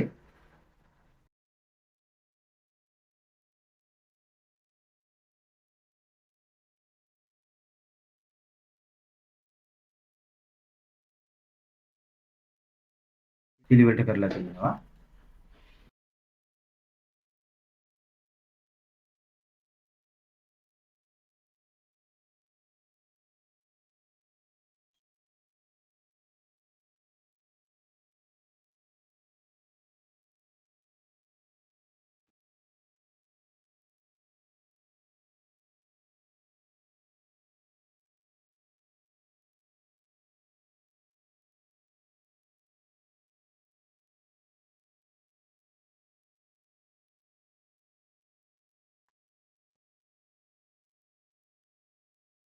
හරි පුතා. ඔන්න ඔය විදිහට තමයි ඔයගොල්ලන් එවලා තියෙන ඒවා මේ තියෙන්නේ. මට මම බලාපොරොත්තු වුණු විදිහට ඔයගොල්ලෝ මාක් කරලා තියෙනවා. හරි වැරදි දාගෙන තියෙනවා. ලකුණු ප්‍රදානය කරගෙන තියෙනවා. එවලා තියෙන අය බොහොම හොඳයි. අගය කරනවා. ඉතින් අනිත් අයත් මේ වගේ කරන්න ඕන. නැත්තම් මේ වැඩේ සාර්ථක වෙන්නේ නැහැ. මේකෙන් බලාපොරොත්තු වෙන දේ ඈ මේ 90ට වැඩි නම් මොකද වෙන්නේ? 90 හෝ 90ට වැඩි නම් 95 වෙනකන් A++ එන්නේ. ඒ හින්දා මේ වැඩේ පුතේ හරියට කරන්න උවමනාවෙන් කරන්න. එහෙනම් අපි ලබන සතියේ විශාක විද්‍යාලයේ ප්‍රශ්න පත්‍රය සම්පූර්ණයෙන් කරලා තියන්න. ඒක ඉවර වෙච්ච අයට මම දැන් අද හෝ හෙට තව ප්‍රශ්න පත්‍රයක් WhatsApp කරන්නම්. ඒ WhatsApp කරන ප්‍රශ්න පත්‍රයත් ඔයගොල්ලෝ කරලා තියන්න. ඊට වඩා වැදගත්ම වෙන දේ තමයි පුතා මේකෙදී ඔයගොල්ලෝ තේරුම් ගන්න මේවා සංසන්දනාත්මකව සොයලා බලන්න. ඒ කියන්නේ මේ ප්‍රශ්න පත්‍ර වල තියෙන මේ ප්‍රශ්න වල රටාව ඒවා නිතර ප්‍රශ්න කරන්නේ මොනවද කියලා සොයන්න තමන් පොඩ්ඩක් සොයා බලලා මේ පිළිබඳ අවධානය යොමු කරන්න. හරි? ඒ අවධානය යොමු කිරීම හරි වැදගත් වෙනවා. ඒක තව කෙනෙක් පෙන්නලා දෙන්න අවශ්‍ය නැහැ. තමන්ට තනියම ඒක හොයලා බලන්න හැකියාව තියෙන්න ඕන. නේ පිළිවෙලට පිරිසිදුව උත්තර ලියන්න ඕන. උත්තර පත්‍රයේ පිරිසිදුකම තමන්ගේ ලකුණු වලට අනිවාර්යයෙන්ම බලපානවා. මතක තියාගන්න පුතේ. ඒ උත්තර පත්‍රයේ පිරිසිදු බව ඉතාමත් බලපානවා. ඒ වගේම නිවැරදි උත්තර ගොඩනගන්න ඕන. හරි එහෙනම් අපි අද දවසේ මෙතනින් අවසන් කරනවා. මම තව දුරටත් ඔබව රඳවගන්නේ නැහැ. හැබැයි ඔබ ප්‍රශ්න පත්‍රේ කරලා තියන්න ඊළඟ එක. ඊට පස්සේ අපි හරි. එහෙනම් පුතාලා හැමෝටම ලබන සතියේ Thank you, sir. හරි. සර් ලබන සතියේ 5 මාටද? අනේ නෑ මේ ටයිම් ටේබල් එකේ මම දැනට එහෙම දාලා තිනවා. අපි ඉදිරියේදී පොඩ්ඩක් තව වෙලාව වැඩි කරගැනීමේ අදහස මත. හරි 2021 ඉඳන් තමයි ඒක දාලා තින්නේ. ඉස්කෝලේ ක්‍රියාත්මක වීම කොහොමද නැද්ද කිය දැන් ඒක තමයි අපිට මේ අවිනිශ්චිත කාලවකවානුවක් නේ තාම යන්නේ. ඒකයි පුතේ. හරි පොඩ්ඩක් වෙලාව මේ සර් දැන් පේපර් එකක් Thank you, sir. විශාඛා විද්‍යාලයේ පේපර් එක කරපු අය ඉන්නවා ඇති. මම ඒගොල්ලන්ට අද පේපර් එකක් දාන්නම් පුතා. WhatsApp group එකට ඒක දාන්න. ගන්න ඉන්නද? නෑ ඒක ගන්නෙන්න එපා මම දාන්නම්. හරි. මේ දැන් මේ ප්‍රශ්න පත්‍ර කට්ටලේ ගත්තේ නැති අය බොහෝ දෙනෙක් ඉන්නවා.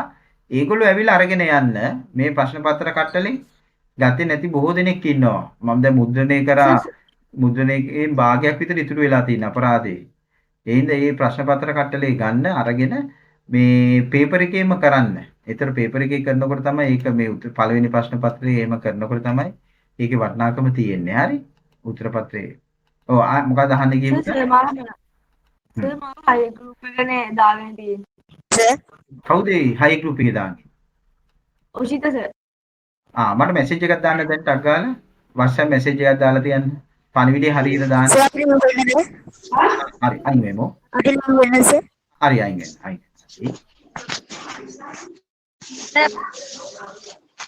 Sir,